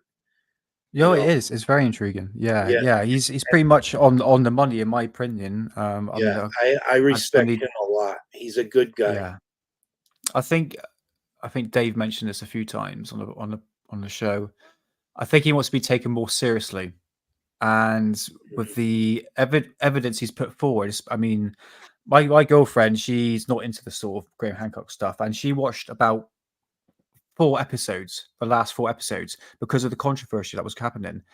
And her being a normie, she was watched it and go, "Oh, actually, he's got a point there." And it's like, see, so it can change a normal person's perspective. Right. So it's a very powerful thing. That's very powerful. And the mainstream media, well, the powers that be, don't want that. You have to stick to one narrative. That's exactly right. But he actually rang me up during all the stuff was happening, and he was being called an anti-Semite, you know, and all that sort of stuff. As soon as they start saying that you're white supremacist, anti-Semitic, racist, even though his wife's black, I mean, that is the worst thing I think mainstream media can do, try to discredit a person by doing that, by saying these nasty things. I think it's really sad and pathetic for the mainstream media to do it, but I Yes, hope he gets to season 2. I really do, and I know he will. I I know do he too. will. I do too. I super Great enjoyed it. show. Yeah, Yeah, yeah. and I've read almost all of his books, and you know, Actually, he I love he it. gave me I think he's a he's given great. me he's given He's me a one of great. his books, is it Fingerprints of the Gods, and it's the one he actually written notes in it as well, and he Nice, accidentally Oh, give it that's to me, cool. and he nice. actually signed it for me. He says, "Oh, this is one I accidentally give you. It's got all my notes in it through using information for other books." I'm like, "Oh, I'll hold on to that, thank you very Yeah, much, yeah, But no, he's such a cool guy. Honestly, the questions I've asked him, you probably got sick of it, to be honest, but. Man, yeah. we can have these deep conversations. Fascinating guy. But yeah, I'm looking forward to season 2. Absolutely. I think he will be in years to come. People like him will be vindicated, Mm, and mm. science is going to find out that a lot of the things that he said are all true. You know, Yeah. Yeah. it's fascinating stuff, and the detail that he goes into, to try to track things down, and it's just Mhm. every time he writes something, it fascinates me. Yeah. Yeah. Absolutely. Let's hope he continues. But I've had a bit of a radio silence from him, but I know I spent a lot of time in America. So I normally see him. So I'm his gardener, so I normally see him in the autumn sort of time. But yeah, I'll try and get on the show, Ollie. I'll Oh, mate, 100%. that would honestly, that my nipples would they'd fall off. Jesus. It's a nipple episode. It's a nipple Yeah. episode. But going back on the extraterrestrial craft, the ancient aspect of it, it's been there for thousands of years. Didn't Ross Coulthart say, "Oh, there's a UFO that crashed and it's so big they had to put a building over it"? Well, Ross Coulthart, if you're listening, why didn't you bloody tell us? Where's our disclosure then? I mean, How many Yeah. people, like, I bet Google Earth went fucking crazy when he said Oh, that. yeah, but I posted as a joke because so many people were posting every building they could find. I posted a picture of the Basketball Hall of Fame, which is about 20 minutes from my house, and it's got a big ball built into the side of the building. It's probably, I saw that. yeah. And so I posted that as a joke, and I said, "Look, I found it. It's stuck in this building, the Basketball Hall of Fame." it's kind of funny because all these people on Twitter have suddenly become like experts, like crime Yeah, stopping experts, yeah, and it's their like true duty to solve the mystery. And I'm thinking, God, it's yeah. entertaining. I find it entertaining because you're never They going to go find crazy. where it is. Do Yeah, you think go that nuts. he was told that, or do you think he made that up? You think that was a little He bit of made a it up. sneaky? He made it up. He's got to sell a good story. Come on, this is ufology. It has to be entertaining. I- He's It's like with I would Skinwalker. There's like not a lot to of think that a journalist wouldn't. Well, journalists have fucking made a lot of things up over the last 3 years, but I would like to think that he's. So, I mean, did you see what I think I posted it this morning, Ollie, the graphic that I made about Linda Moulton Howe. Oh God, I've not seen that. I've been Yeah, working on them. I'm bringing it so up. here's my point, especially with like pointing out people like that, where you can see with the graphic. I mean, her first documentary, which was about the cattle mutilations. This one here.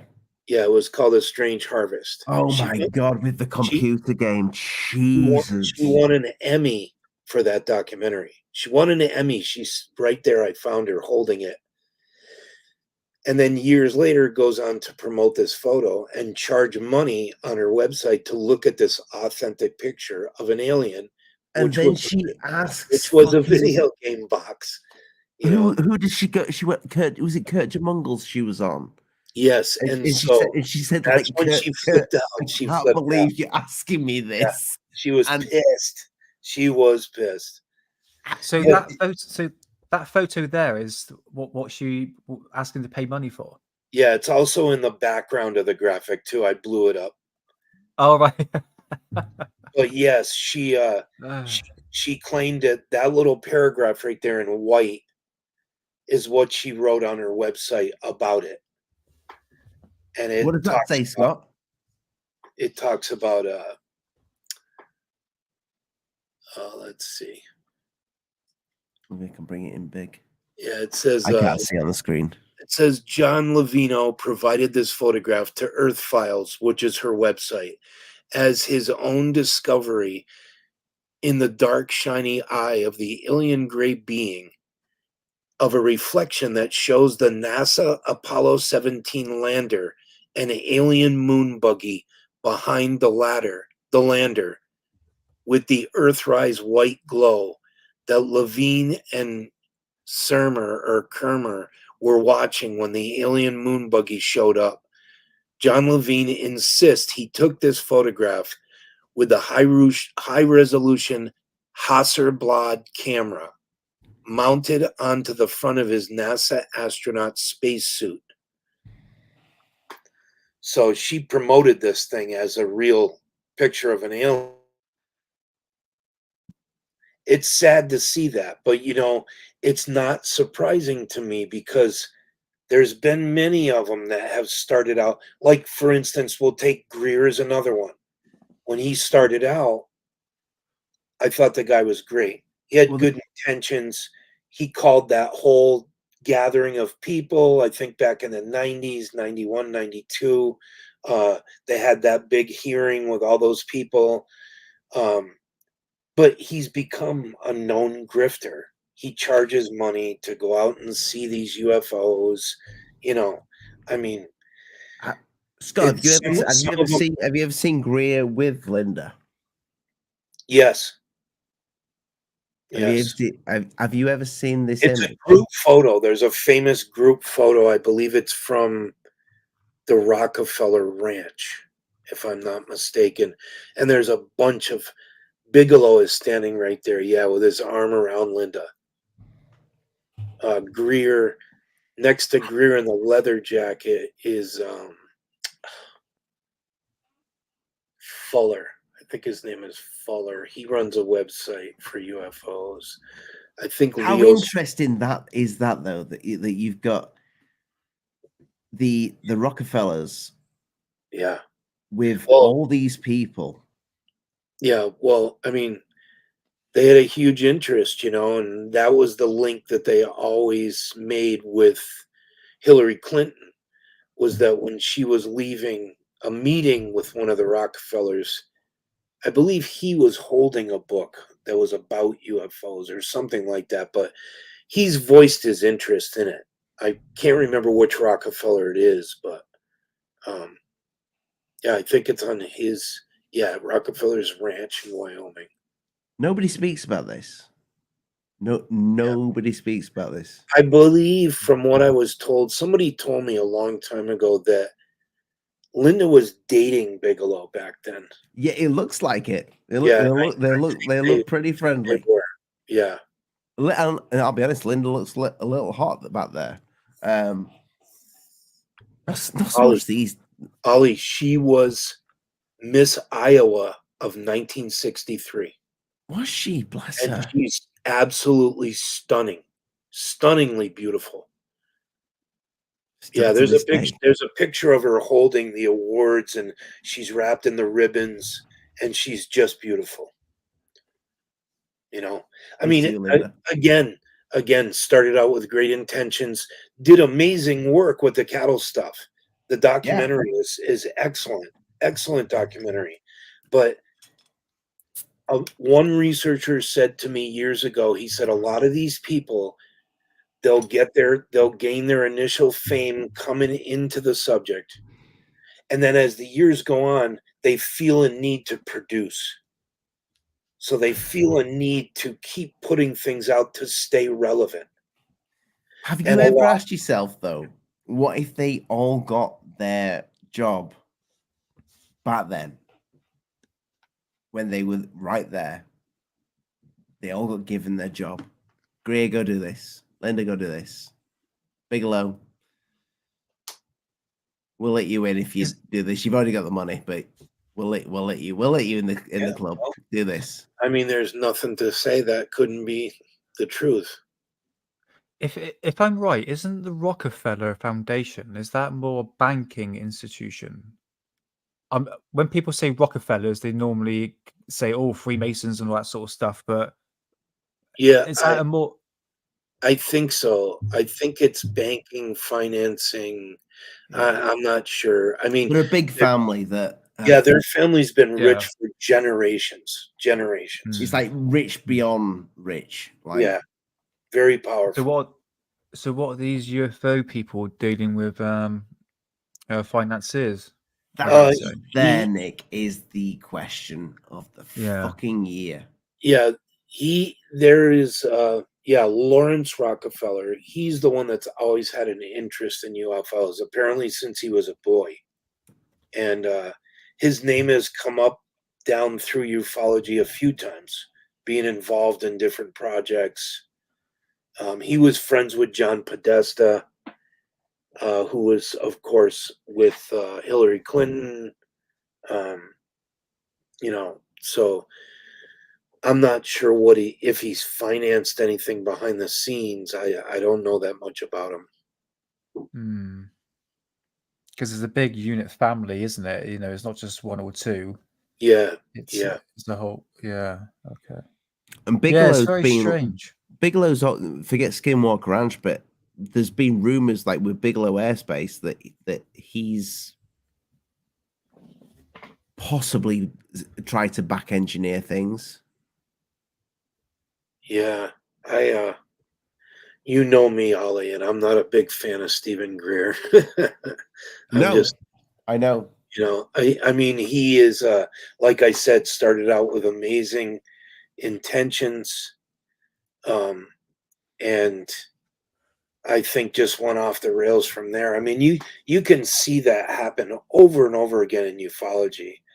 That when somebody comes in and they get pushed to the top of the celebrity heap, and then the next thing you know, their popularity starts dying off, so they got to keep throwing things out there. And Steven's done some really, crazy stuff. Oh, man. Yo, you guys are hitting on so much stuff. All right, so go watch a documentary called Ring of Power. And this was from like years back. But not now. Not right now. Not right now. Not right now. After the broadcast, but like write it down and put it on your save list. Go look it up. Because it will go, and Alex Jones was going into this stuff like years ago, man, and he was right on the money with some of his research, and then he got derailed with all these other fake conspiracies. I remember the Boston bombing happened. I was right here in Boston when that happened. He had hired this reporter from Rhode Island who was a complete freaking joke, this wrestler dude named Dan Bidondi, who was his reporter who went to Boston to go cover that incident, and he was entertaining all the David Icke and all the crazy land conspiracies. David Icke was right about a lot of stuff too, way back in the day. And I think they got to him like poison. Even the reptilians. I don't know. The reptilian thing is still like, that's one that like, you get deeper down the rabbit hole, and you're like, have alien species like infested our government and really, derailed or done things. And then, no, you don't need the aliens if you got the Rockefeller family, man. Like, look at the history of what these guys did with Standard Oil, going back to the monopolies that had to be broken up with the Antitrust Act. Back in the 1800s, these guys they owned all the railroads and they owned all the oil infrastructure, which was like basically replaced. Didn't have electric lights. You used to light your home with lamp oil. And the richest city in the United States of America was right here in Massachusetts, and it was called New Bedford. And it was a whaling city because they used to use whale oil to fucking light your home. And then petroleum oil started taking over back in like the 1800s, and they were like, oh, kerosene lamps are superior, there's no smell, it's purified, distilled, there's all these chemical processes that we've mastered now to refine this stuff so that this, and kerosene lamps took over until early until Tesla basically electrified the World Fair in 1898. Right before the turn of the century, and really changed things for electric power and electric lights. So this is our 100-year history. We're the 1920s was 100 years ago now, and that's when quantum mechanics was being born into all these new realms of science, which led to the most secret operation that's ever happened in the United States, the Manhattan Project, where they developed the atomic bomb. I don't know, go watch Oppenheimer. And I need to see that. I've not been yet. There's other great movies about the Manhattan Project too. One of them was released right before Bob Lazar came out with his story, and it's called Fat Man and Little Boy. Oh yeah, yeah. If you have the time, go back and watch that, because it talks about these scientists who were killed on the project and from cutting into the reactor. They were experimenting with this guy named Louis Slotin, if you want to look it up, Slotin. But Jeremy, while you're on the subject of atom bombs, you guys mentioned the Rockefellers there, man, and that's so key, because it makes sense that those people, this picture is Bigelow, Greer, with them, that these were the people that were chosen given these different agendas that they were set to, and I think they kind of forged their own ways in this in some regard. So do you think they were given a mission? The book part, right? So Lawrence Rockefeller was later with Hillary Clinton. Lawrence Rockefeller met with Hillary Clinton. Yeah, that was a different meeting, a different date, and that's when he had the book in her hand. He gave her a book, and she had the book in her hand. She was carrying the book about it. I forget the name of the book. Yeah, I can't remember it either. But someone will figure it out, I'm sure, and I'll post it on Twitter by tomorrow, because I can figure it out. I know I can. Is there a key to this then, do you think, Jeremy? Do you think with these people, with the Rockefellers, do you think that there was a specific mission? I think there's Lawrence was he's kind of a black sheep in the Rockefeller family, though. You know what I mean? Because you look at the grandfather and the great grandfather and David Rockefeller, and some of their stances, and they have a history of course setting up private institutions and academics, and hiring a whole bunch of recently graduated grad students and PhDs to form their own prestigious royal institution. The Rhodes Scholars, I think the Rhodes Scholarship was funded by them. Clinton's a Rhodes Scholar. All these guys that get tapped into positions of power are then Rhodes Scholars. So there's these kind of secret universities that they've set up with these secret organizations. If people don't know about this stuff, the Bilderberg Group is one facet. If you get into the details of it, the Trilateral Commission, the Council on Foreign Relations. Read Bill Cooper's literature from back in the day, which I think relates to maybe if there is a crash site where they built a building over it, it would have been the one he described in one chapter of his book, in Behold a Pale Horse, where he talks about in upstate Pennsylvania somewhere that they had this crazy craft that they were brought into the place, and he said that the guy in the thing says his time on his watch changed because maybe it was the magnetic field. He didn't know, but he had like an analog watch, and it went slower for some reason inside. One of those ones you used to tune with the spring and keep the spring tension in the spring on the watch. So you guys are looking into this, like you. I've been looking into this for 20 years, man. I've been researching this and studying this stuff and connecting it back with the Kennedy assassination, the US. No, but also you boots on the ground, because the team that you work with, they're trying to crack shit, trying to make things happen. Yeah, well, we're trying to push the technology envelope, which is, again, I said in the chat that these 2D quasi particles like graphene, when you turn it at the magic angle, these two sheets of graphene form these quasi particles that exist in that 2D plane, which are superconductive, and it's just like a fucking miracle of nature. But if you look at it, it's like all the electron orbits are lined up, so that they can all just do this magical dance where they can just share electrons freely across the whole lattice, and that's why it's superconductive. That's cool shit.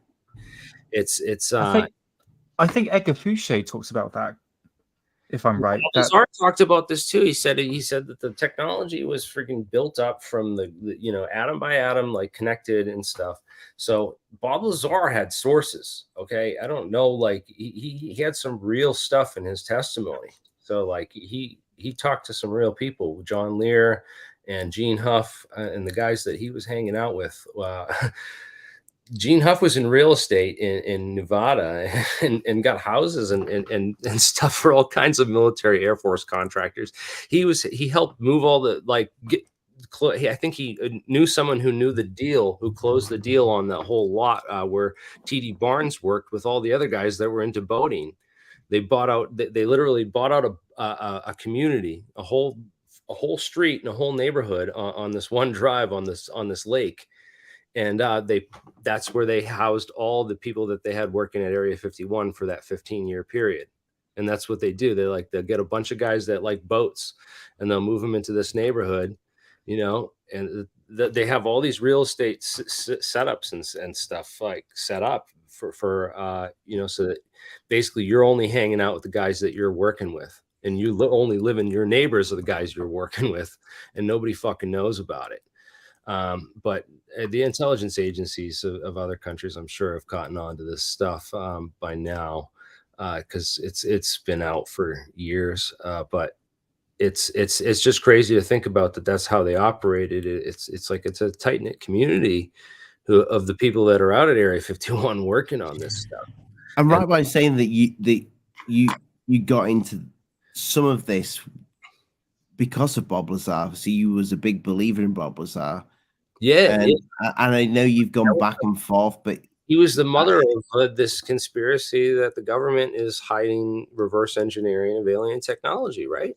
He is. He's one that kind of was like Area 51 helped blow that out of the water. But not only did he blow what they were doing out of the water at the time, which, they were building a lot of top secret stuff out there, and doing a lot of top secret research on a lot of crazy things. This was the Reagan SDI program, Star Wars era, B-2 bomber. So there's black triangles flying around. There's fucking lasers. There's, laser induced plasmas. There's microwave. Lake Marabou was, working for the U.S. Navy with their lasers, shooting microwave things up with Project Skyvault, using microwave lasers to boost spacecraft. There was, people were seeing all kinds of stuff, and it's just crazy that the stuff that we're seeing now is how many generations later. This was the 80s we're talking about. It's 23 now. This is 40 years ago.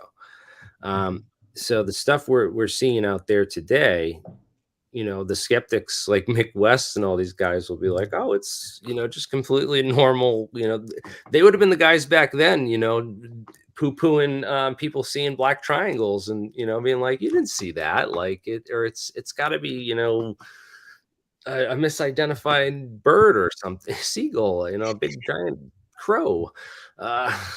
So listen, you're in the. So I'll just let me interrupt, Ali. I got to get going. Scott, it's been a pleasure, mate. It's been a pleasure. Yeah. So nice to meet all you guys. Jeremy, Nice to meet you, Scott. Jeremy, you're still in Massachusetts? Yes, I am. Yeah, I live like 20 minutes outside of Springfield. Dude, I gotta hit a couple people up that hit me up too that want to meet up. I'm gonna do like a meetup out here somewhere soon and get people together because that'd be interesting.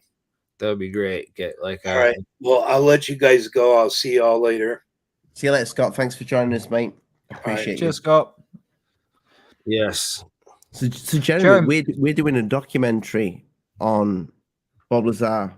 I think I've sent you a trailer for it, for the intro. But Stu, who's doing some of the editing, we'd like to get you on for some of the parts, but that's a conversation after the show. Sorry, boy. Nick. I didn't give you enough good material just now. You can just edit that in, right? No, you did, but there's definitely there's some stuff that I think you're one of the guys that I would definitely like to get some information from, that I respect the most out of it. Most of the people in this Gene field. Huff still believes the story, and he wants to come out, man, and talk to somebody at some point, because he hasn't done an interview in like 30 years, and he was like saying how like I don't know, it's just crazy. He knows a ton about this.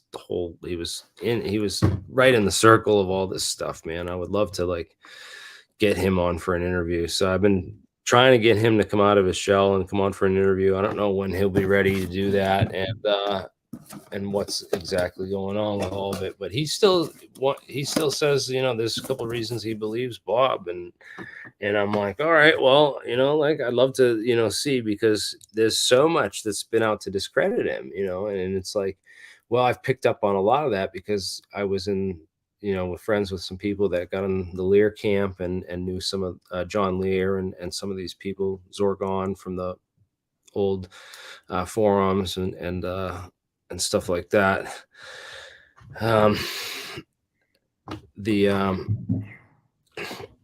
Anyways, these guys kind of pioneered a lot of that stuff, and I think that it would be great to get their you know, John Lear Definitely. dead, you know, but Gene Huff, man, I'm like telling him like, yo, you gotta like put something on the record, man. It's been too long, and it's 100%. if you want to defend the story, you know, like then do it, you know. But if you could come out and like be the key to be like, all right, well, this is because he knows stuff nobody knows. You know, this guy knows stuff that nobody knows and no one's ever told and talked about. You know, we've been over all the stuff, and then other people point out, you know, hey, you don't know how much of that's disinformation. You know, say this guy did work on this stuff. There'd be a huge campaign to discredit him and like and totally throw people off the story and fabricate an entire like fake past about him if they did delete his records from MIT. You know, like if he did attend MIT, it was like some kind of, I don't know, put like secret project where he was there under a different student's name. You know, he would have to have attended records and attended school under someone else's name, but he never mentioned that detail. So that kind of like throws me off, along with a lot of other things that I've pointed out. And I went loose on the Concrete podcast and got a lot of enemies. Well, you're brilliant on that, by the way. Yeah, that was a great podcast. I thought like I got a lot of hate and a lot of people saying bad things, man. I was just like, you know, that's gonna happen when you destroy somebody else's hero. Yeah, I guess. You know, I went on Tom Fessler's podcast, and he was talking about I had some guy like randomly just start bashing me for, you know, saying that I was the disinformation agent, and I'm like, you know, if I am, man, that'd be pretty crazy. You know, I'm just a researcher, and I've got a lot of background experience in physics and math. And I had Kurt Jamungal on my show, like I said, a couple of years I ago. love Kurt. He's fucking awesome. But he didn't know who Hal Puthoff was. He didn't know who Kurt didn't. I told him like 20 of the scientists who were like the real Bob Lazars in that podcast, and he didn't know who any of them were. I wasn't familiar with any of their work. And I said, well, man, you got like 2 years of deep rabbit hole research if you're going to read all their papers and really dive in. So good luck, but that's what you kind of are going to need to get up to speed with a lot of this background research and the physicists who have been working on it.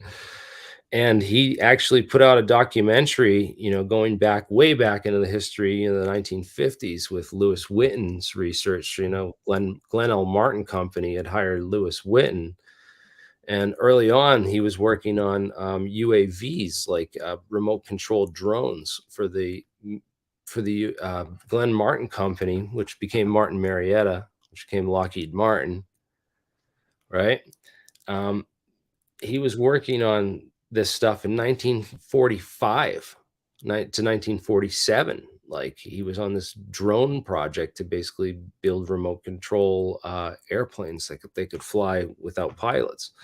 And then from there, in the 50s, he had gotten into this whole top secret gravity research project where they were trying to, crack anti-gravity. And it's all documented and it's all there and it's legit. And Lewis Whitten himself is interviewed at this panel of physicists and at this one thing, and he talks about it. So there's video documentation of it, So I gave everything I had and more. I'm not the only one that's been researching this stuff or that found all this stuff. A lot of other researchers, like Eric Weinstein, has been, leading the charge into a lot of this stuff. And it's great that his brother Brett is going to have me on the podcast on Monday to debate. Oh, brilliant. I'm going to debate Michael Shermer of Skeptic Magazine. I need to see more debates. Like this will be fun. Nick, you were about to. I need to let the cat out. He's scratching like a motherfucker at that door. You can ask Jeremy something. So yeah. Oh, Jeremy, it's amazing to speak to you. I've been watching your videos for quite a long time, man. Yeah, it's awesome that finally speak to you. But the question I want to ask you, as the theme of the episode, do you think we've got extraterrestrial craft and back engineer it, or do you think it's something man-made? Because you're talking about the technology, the drone technology. Yeah, there's so much of this stuff where I'm finding, like, oh, did we invisibility technology? Did we reverse engineer that from alien technology? And it turns out it came from Operation Paperclip. The Nazis really the Nazis built these things called anechoic tiles. All right, I'll post that in the chat if I can. Yeah.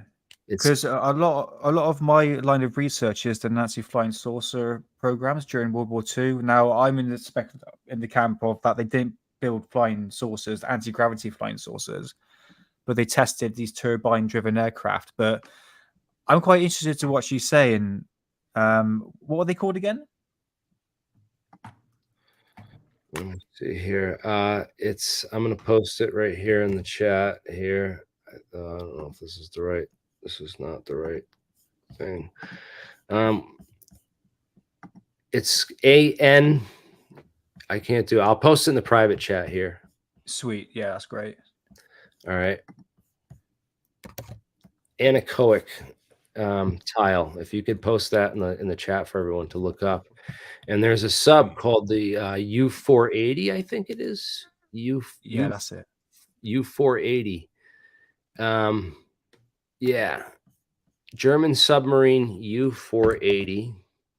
And post that in the chat as well. So the Germans had this submarine, and apparently they had taken out the ship in the English Channel, and then they went down and hid. And they were trying to find this fucking thing. They knew they were there, and they couldn't detect them. So the Germans actually set up a big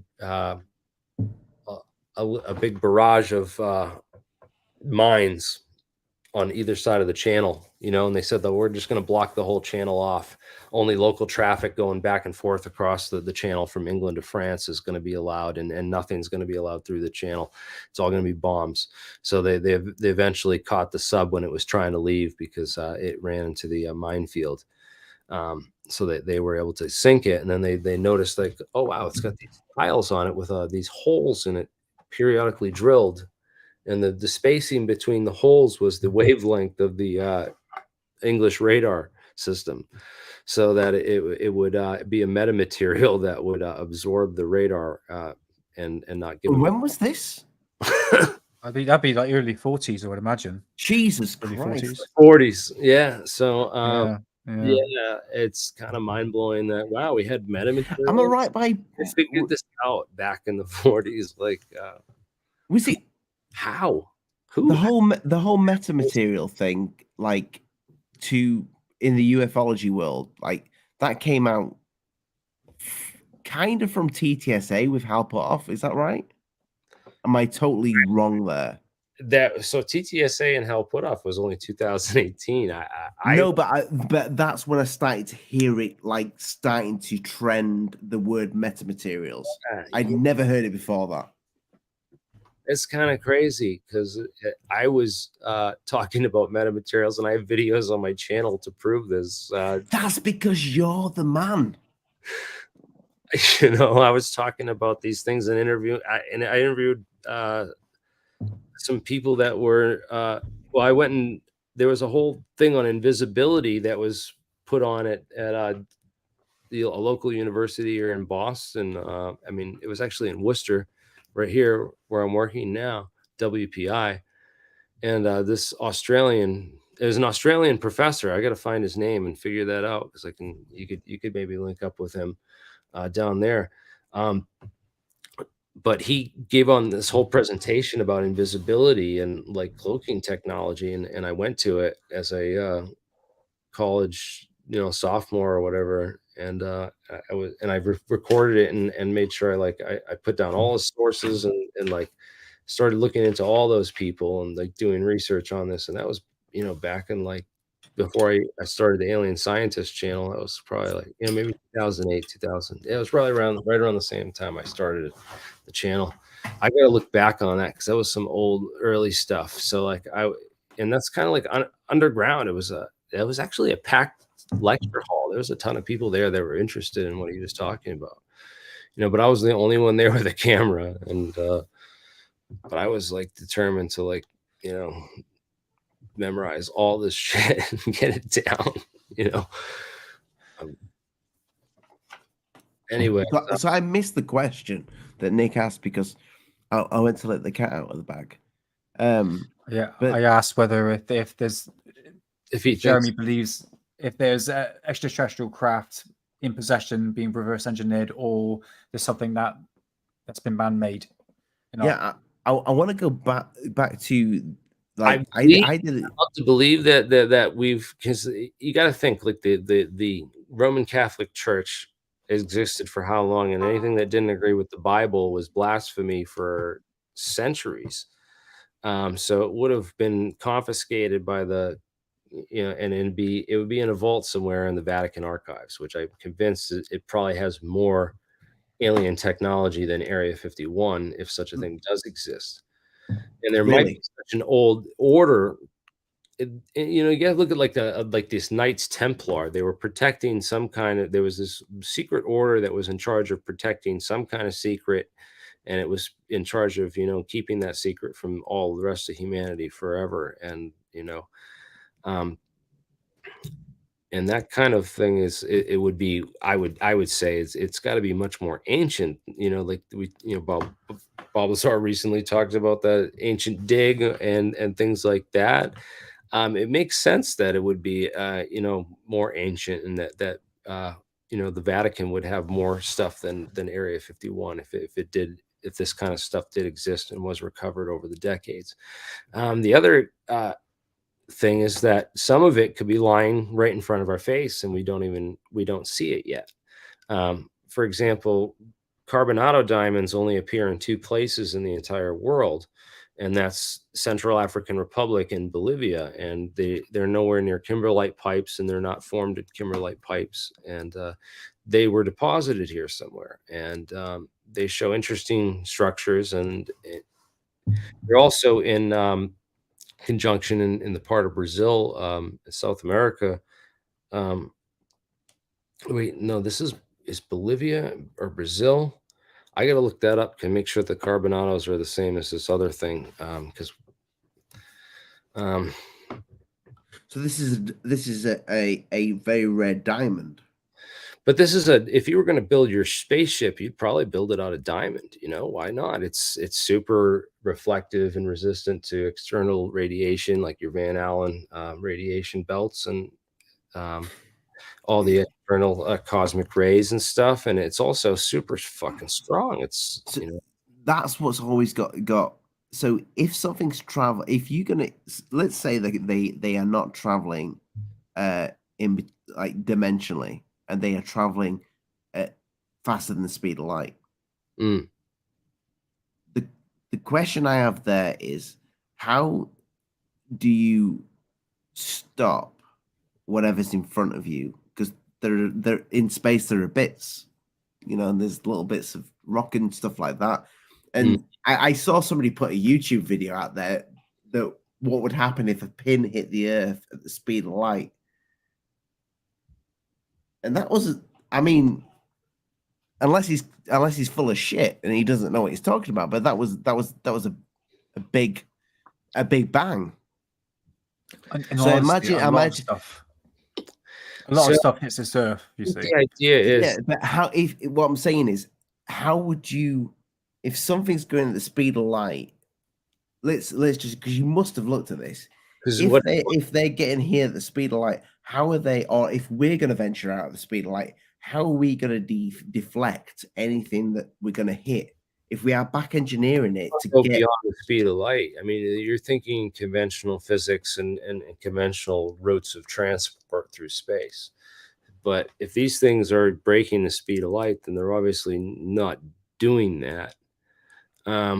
So one of the methods of information transfer could be, with light itself and quantum entanglement, like, lasers, where you could quantumly entangle to another position in a distant point in space. Because what is light itself, and what happens when you take a metamaterial that can trap light and you pump tons and tons and tons of light into it until you break the Schwinger limit and get all these nonlinearities in the vacuum and physics that we don't currently have models to understand in our physics.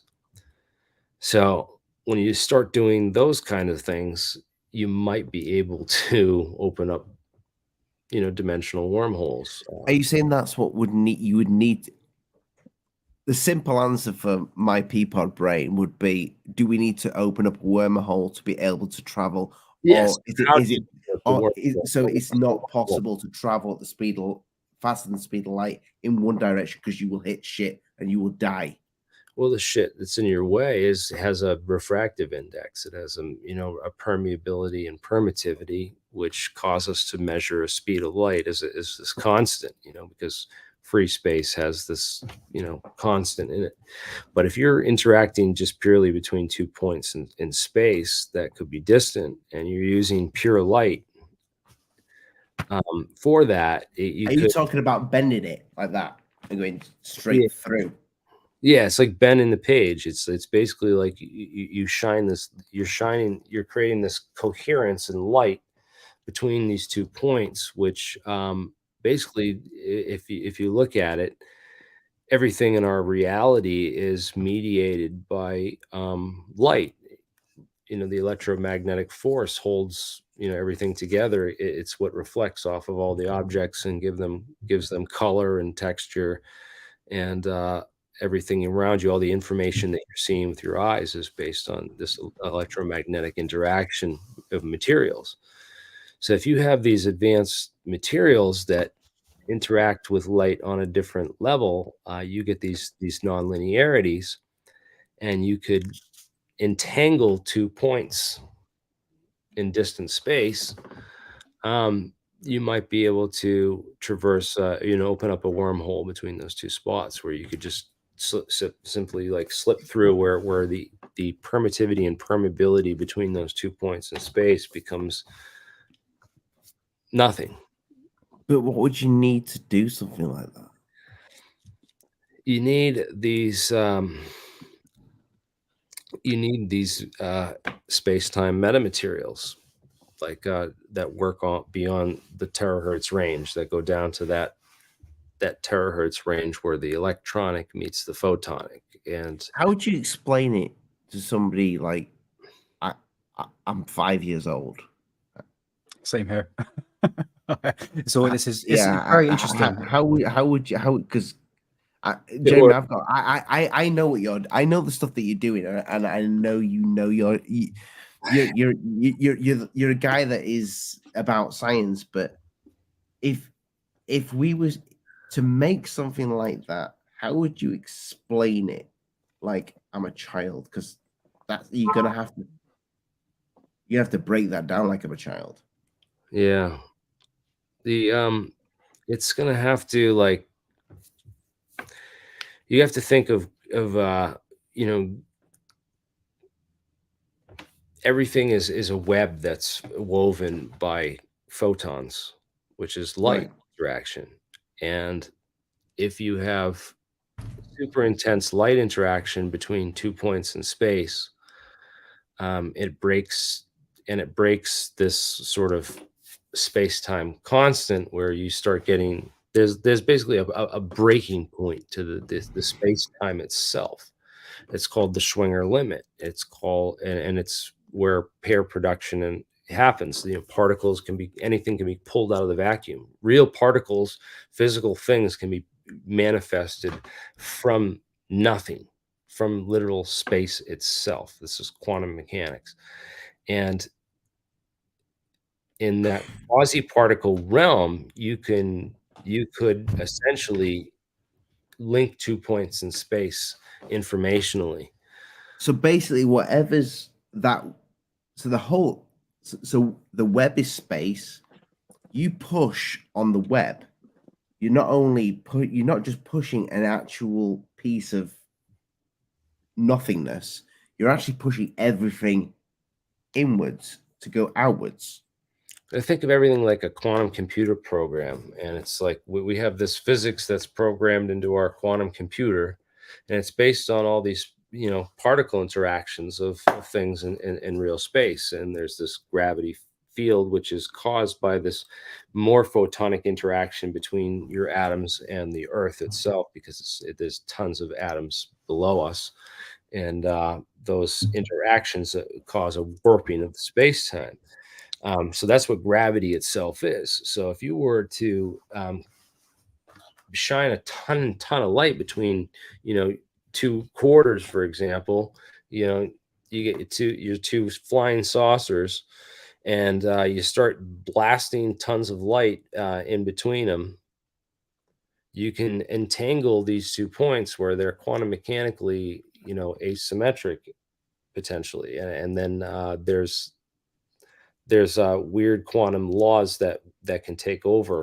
So quantum mechanics can become macroscopic at that level if you can use these groups through metamaterials. Like metamaterial, you surround yourself in this invisibility cloak essentially, and you pump all your light into a distant point in space.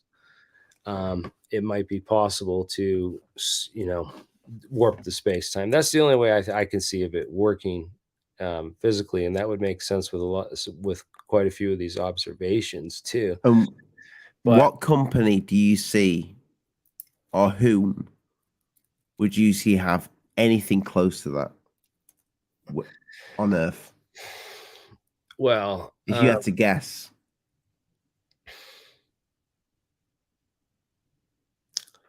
The people that would have to have they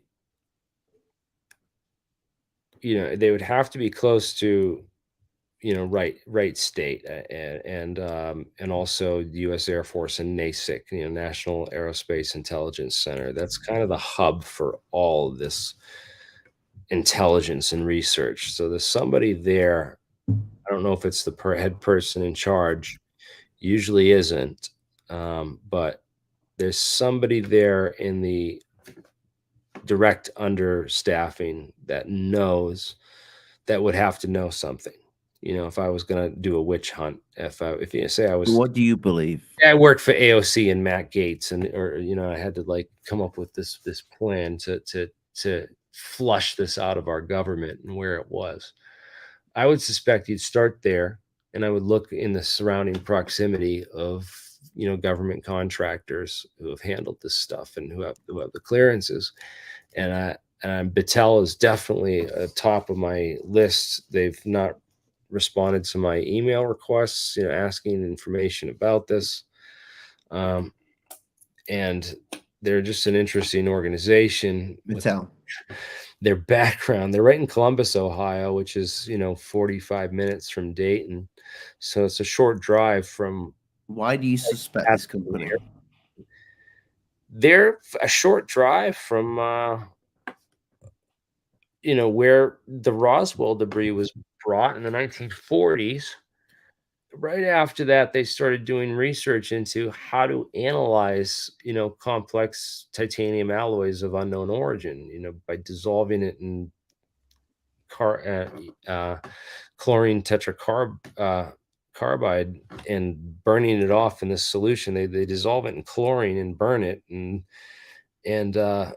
basically measure the off gases, so that you're dealing with indestructible materials like these witnesses reported from Roswell. This would have been how you Roswell in 1946. Am I right by saying that? 1946, 49. 47. 49. Second So- progress report by Battelle. It outlines this research that was done by them, and it's When did they do the research? What year did they do the research? 49. Just 2 years. Yes. So Roswell was Roswell 46? 47. 47. Yeah. So you think about this kind of stuff, they would have hidden it, figured out a way to hide it away for at least a year or two, make sure everything was safe and good, and then they'd slowly hire other contractors, people who knew kind of stuff to analyze it and see what they would come up with in these discrete ways. And the guy who did the report for Battelle testified, said some weird things to his family members before he died, and other things that he was given pieces which he thought were alien technology and told to work on this stuff. So that would be how they would do it, very discreetly through these, very trusted military contractors. Battelle built the Demon cores for the Manhattan Project. They had the highest clearances. They were some of the best metallurgists in the world. So they would have been the people I would have chosen right away to give this material to in 47. And then you look at what happened from there. They had all these physics groups that they hired to do research into anti-gravity and try to come up with a solution, including Richard Feynman, the top scientist from the Manhattan Project, one of the top scientists from the Manhattan Project anyway, alongside guys like John von Neumann, who very interestingly wrote a paper on von Neumann space probes, a self-replicating space probe. When did he write that paper? October 1947. So just months after Roswell, he, one of the top, scientists who worked on the Manhattan Project, and would have been one of the guys I would have brought out to Roswell to kind of be like, what the heck is this thing and what is it doing? Writes a paper on self-replicating space probes. Then, there you have guys like Robert Sarbacher. He testified to like a newspaper up in, I don't know if it was Canada or Niagara Falls or something, where he was living at the time, that he was a physicist working on this stuff, and that he had been exposed to alien technology, and he wrote some of the first textbooks and stuff and books on excitons and polariton physics, which are like the first kind of group theory approach to the quantum mechanics of these quasi-particles, of what's going on inside of semiconductors, for example, in semiconductor physics, to simplify it all for engineers to be able to engineer, circuits and components for chips out of this stuff. So I thought that was that's very interesting and curious, that one of the guys who was a pioneer in these sort of quasi-particle foundation theory was telling newspapers that he was part of some reverse engineering projects. So if they have this sort of thing, it's been super secret, and it's only been a few scientists who are really exposed or get access to this stuff. And they only get access to one side of it, or a little bit at a time, it seems. They're given different pieces of the puzzle to analyze. So, but anyways, yeah, it's I think there is a cover up in a program, and it's just obvious if you dig into the physicists and the scientific literature of the people that were involved in it. You know, it's all documented. It's all fucking there. I don't know. I don't know what more to say, but I'm gonna lay it out as best I can for Michael Shermer on Monday, and hope. So you got him. You've got him on Monday. Yeah, man. I'm like lifting weights all weekend. I'm gonna be doing some crazy research, getting ready for this one. Looking forward to that, mate. Absolutely. Yeah, definitely. Awesome. Yeah, I gotta get a whole list of stuff together. So I just don't want to get caught up on bullshit. There's just so much bullshit, and it's like, yeah, we agree on that. Let's move on. You know, like. Did you ever look, because Nick does a lot of research on the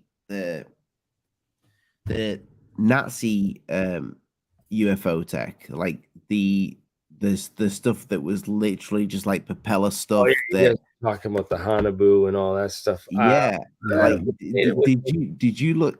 Do you think any of what we do could just be with us? That started the whole Hanabu rumor, and like it just took on a life of its own from there. It can be traced back to like a French tabloid magazine, the first Hanabu thing, and one of the first guys to really talk about it in the U.S. was George Adamski, and his whole theory of the 3 gravity amplifiers that worked in this thing, and yeah, it's true, because the actual Hanabu, alleged Hanabu flying saucers that the Germans built looks exactly the same as the George Adamski flying saucer. Yeah, they look exactly the same. Honestly, it was generated in a late. It came out later. You know, the Foo Fighters were a different technology. I believe it was like an early way of making plasma in the air, like a countermeasure. And I don't know if it was with Tesla coils or,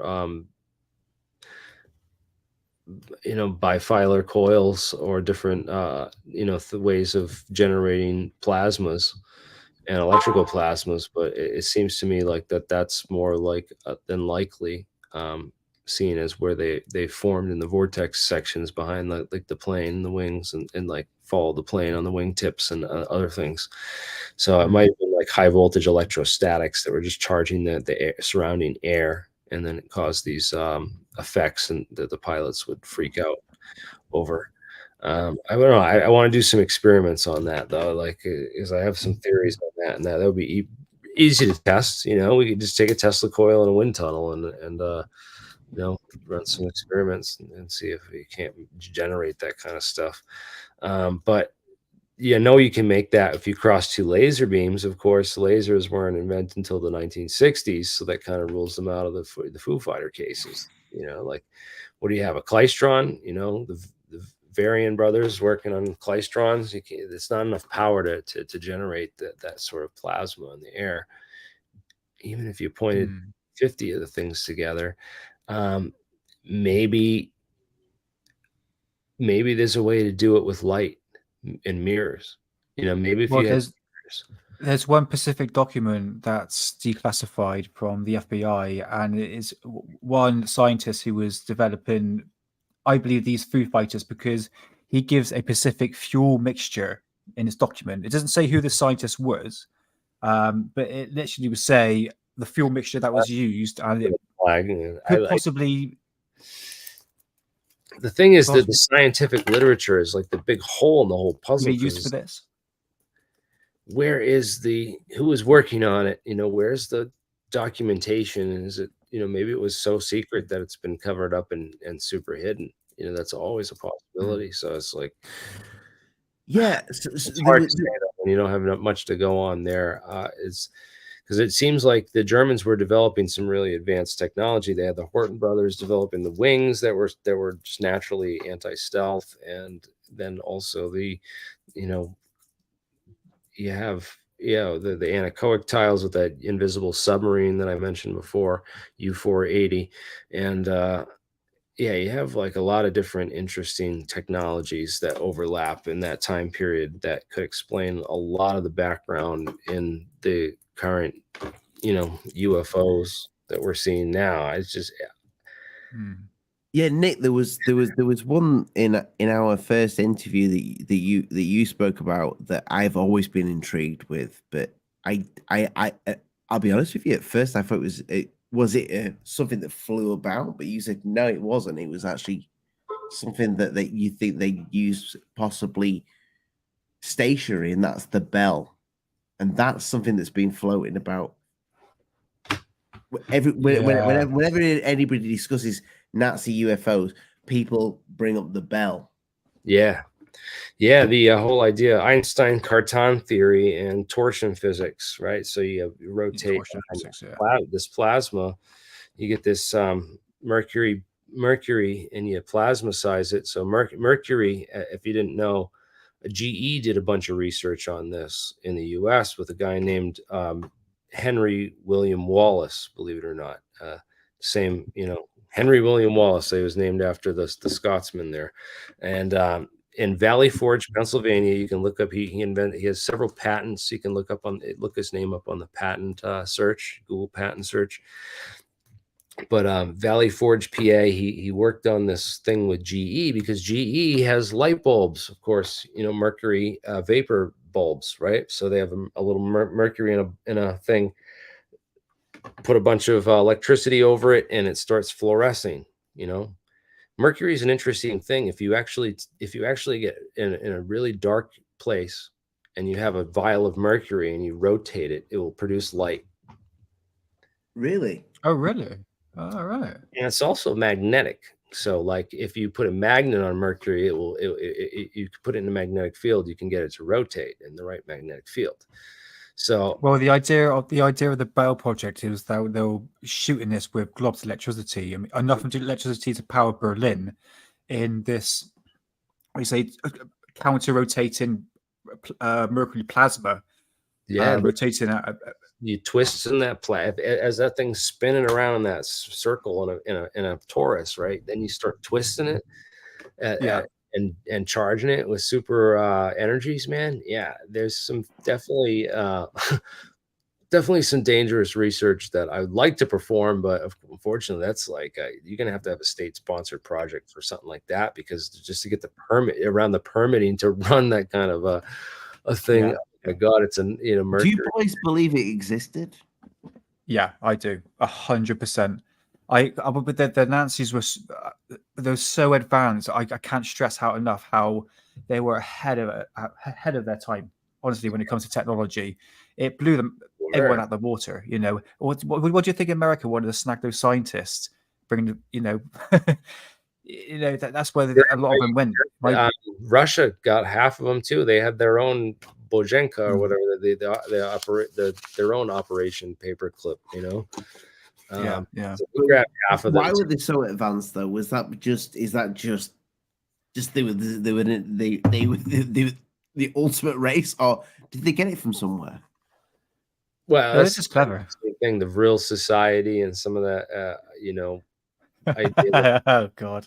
They have this this Illuminati, the Knights Templars and the Bavarian Illuminati. So the Illuminati originated out of Bavaria originally. So you have this these secret societies again, going back to like ancient times, which apparently sat on or possessed some forbidden knowledge or ancient secrets from these mystery schools and whatnot. So there's that whole rabbit hole that you could go down. I want to go get something to eat because I just got home, but I just couldn't help from jumping in because I wanted to well, we've gone way over, Jeremy, but I appreciate you coming on, fella. Listen, Jeremy, we just check out the messages I've sent you, because we'd like to, I think Stu would like to, we're doing a documentary. I sent you the trailer. Yeah, that'll be fun. And I think it's just a few words we want, because I think we want to tackle both ends of the Bob Lazar case. So it's not a case of just putting out what Bob Lazar said. We want to get the people that have got information like yourself as well. So we putting out both both ends of the stick. You know what I'm saying? Yeah, yeah. And I think you're the best person for it. I hope so, man. I don't know. I started my YouTube channel because no one else is doing that. No one else was doing like this kind of stuff, and I was like, man, I think I could have something to add to this because I've done it. I hope I hope the research I have done isn't for nothing because it would be a shame if all this stuff is just a bunch of hooey and it's like the military playing psyops on us and stuff, because I always worry about that too, and because some of it is just, you get into it, the blue beam and the, what they can do with fakery and everything. But then again, it's like I have hopes for us traveling to the stars and inventing warp drives and going beyond conventional physics too. So, but as far as Bob Lazar, I can say what I've found in my research and the researchers that I've learned from. I would love for you guys. We have your research, but we'd rather have you say it rather than just take it. Yeah, we got to work it out because for a documentary, I need to like get it on 4K and high def audio. It's in 4K. It's in high def. Yeah, so we'll have to sit down. Check out the trailer, brother, and thank you. Studio set up so I can do stuff like that, and so I can get those kinds of things for you. Yeah, I'll work on that, and we'll talk behind the scenes a little bit more about that. That would be awesome to be involved in something like that, and I appreciate you inviting me on that. No worries, mate. All right, yeah, it's been good. There's so much more we could talk about, man. I just need Jeremy, honestly, mate, you're welcome on here anytime. Find you fascinating. You're good. You're a good lad. You've been in a long time. It's been wicked. Yeah, no, it's good stuff because not everyone's done all that research, and it's good to look into. Say, wow, you read, the whole history of the New World Order and the Illuminati bloodlines, this whole thing. Wow. The history of the Federal Reserve Bank, how all these banking families that were all connected throughout history and have run the world for the last 1,000 years. You need to come on our Rockfin show. We've got Alien Alien Rockfin. We're about to, I think, just going over 300 subscribers. You definitely need to be on that because there's a lot of things we can't say on this platform that we say on there. Yeah, right. You start talking about a lot of that stuff. They're like, oh boy. I can remember when you got taken out. Yeah, well, it's I gotta get move out to some other platforms too, man. I need to hire some young savvy people that are into all that. So you need to come on our Rockfin channel and we'll get you a Rockfin. Yeah, that sounds like a plan, man. Rockfin's awesome, mate. It's lit. I like Rumble, but Rockfin is literally conspiracies. That's all it is. There's this new one, pill.net or something. Yeah, I've heard of that. But if you look at the Rockfin app, it's unreal. It's in the link in the description, people, but it's a good app. Like, like YouTube Premium, like when you just shut it down, it runs in the background. So when you're on a drive, you listen to it. Your phone's just blacked out. That's what the Rockfin does. It's good. And it's all just conspiracy theories. That's all it is. So there you go. Good stuff. All right. Good stuff. Yeah, I'll have to join you on there for sure. All right, guys. Thank you so much. Look into some of that information and let me know if I'm wrong with anything, or if you find anything that I don't know about, and please send it to me. TheAlienScientist@gmail.com is my email. And it will be in the description. I will put it on. I didn't know you were going to come on, but your channel will go in the description. Yeah, my channel's people on. Should know who the fuck you are, though. I mean, come on. I hope so, man. I hope it's like, I worry about the censorship and the shadow ban, and then like I go live and then like I'll be like, why I got 120,000 subscribers but only 200 people watching, and some of these other channels like got That's because you fucked yourself in the ass when you started talking about those two things that went down that they shouldn't have done. Yeah. I know a lot about those things, and they don't like people knowing about that information. I don't know if I can even mention certain events. We're going to get into JFK and some of the older conspiracies on Shermer. Please come on the Rockfin. Honestly, don't sit on here. Don't you fuck me. I'm going on Dark Horse with Shermer, dude. This is gonna be epic on Monday. I can't wait. I'm gonna. I wonder what he's gonna have to. What his responses to some of the stuff is gonna be. I just like I can't wait. He's become open-minded in the past because Graham Hancock said to me that they've gone back and forth talking about the last interview that they had on Joe Rogan. It was Michael Shermer by the and way, Graham Hancock. Nick's friends with Graham Hancock. That's a true story, long story, but he's good friends with Graham Hancock. Awesome, man. And Graham said to me, he actually showed me the tweet. Actually, Michael Shermer actually apologized to Graham for this scientific artifact that was found, like an ancient city, and it actually be found out to be true. So Michael Shermer, he's swindled his ways. I think it'd be an interesting interview to see what he would say. Well, send me that because I want to know about that. I want to ask him about that. Anything anybody has like that, mail it to me, send it to me, please. Because I want to hit him with everything, man. It's so that's this Monday. Awesome. Yes. What time? You know it. I want to. Yeah, it's I don't know if it's going to be live. I don't know when it's going to be broadcast. I don't think it's going to be live. I think it's going to be pre-recorded. So it's not going to be. I get live. that. But anyways, yeah, looking forward to that. Send me anything you have, please. I would love to see that. And Graham, I hope he's heard of my work as well. And I definitely have heard of his. And he's got some great ideas because the ancient past is. Even the recent past is is questionable. What the alternative history narratives on that. So you can't imagine the ancient past. So, and I love all that stuff. So does my brother. We geek out about all that stuff. We get up in New Hampshire. They have the first Stonehenge from the Mound people. They have the American Stonehenge right here, and some interesting some interesting stuff all across North America. If you study the Mound people and the whole ancient history of the people that were here before, the Native Americans and some of the things that they built and did. It's just weird. And then you get into the giants and Nephilim. Nephilim, yeah, all that. That's great. I would love to. I would love to interview Graham and talk to him sometime. That would be a hoot, man. So next time I see him, I'll put in a good word for you, Jeremy. All right, I'll put in a good word. Yeah, Nick. You take care, guys, and Jeremy, send me your email because I don't have it. All I ever use on Twitter in the DMs, and you're as bad as me in the DMs for checking them. So it's alienaddict@uk@gmail.com. And I'll send you the trailer for the Bob Lazar documentary. Post that in the private chat, please. Okay, mate. I'll post that in the private chat. I'll post it in the private chat. Once again, it's the AlienScientist, all one word, @gmail.com.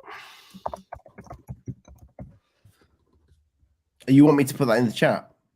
Yeah, you can put that in the chat if you can. And hey, no problem. And in the description below this video, for anyone not catching it live. Absolutely.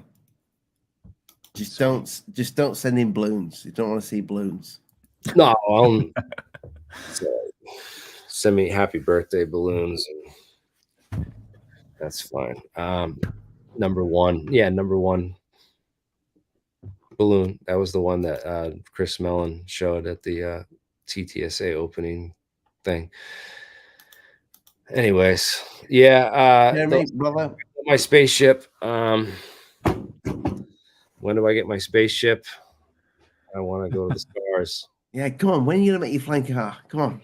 Let's hurry up, sponsor you. Put the guitar down.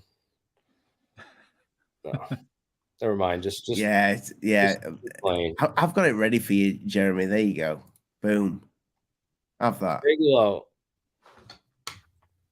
That's awesome, dude. Oh, that's great. Would you get the Stream Deck? I've got it in it. I've done it in many different positions. There you go. There. Oh wow. Oh yeah. Invest. Yes, please. Are people still doing that? I don't think they are.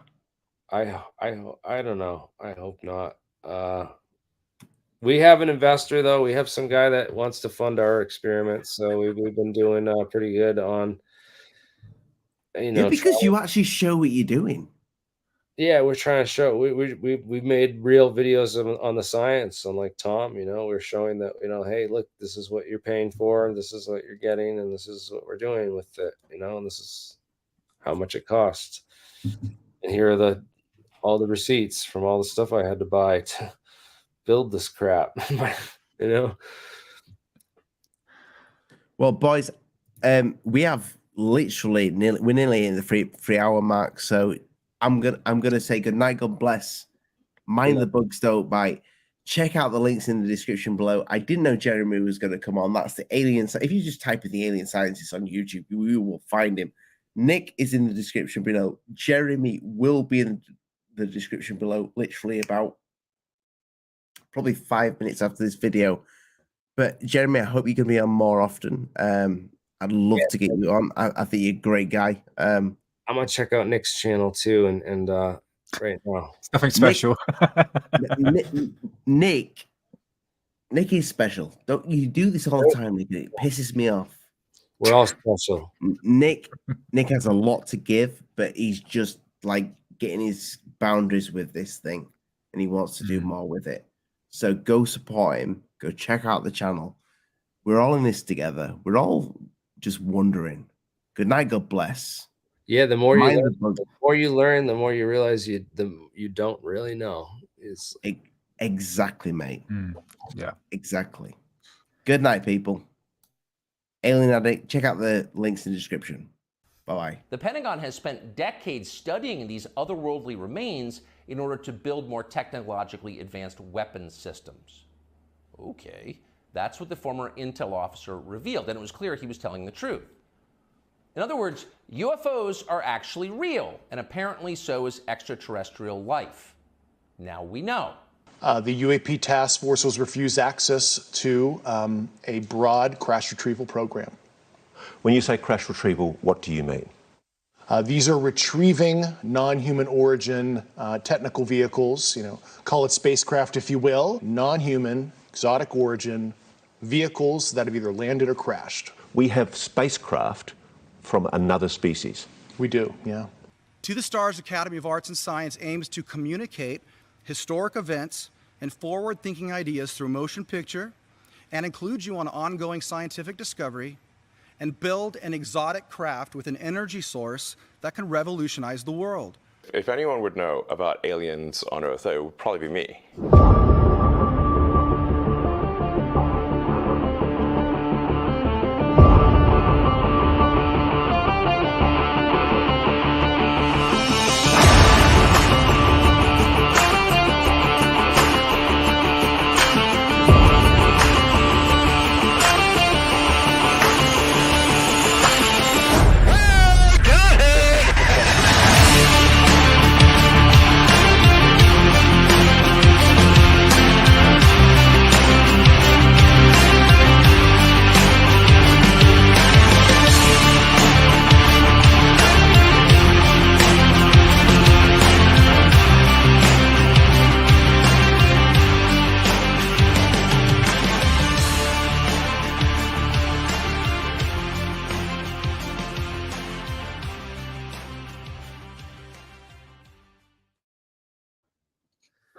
Longest show of your life, people, but we've all got 2 pink nipples. Good night, God bless. I love you.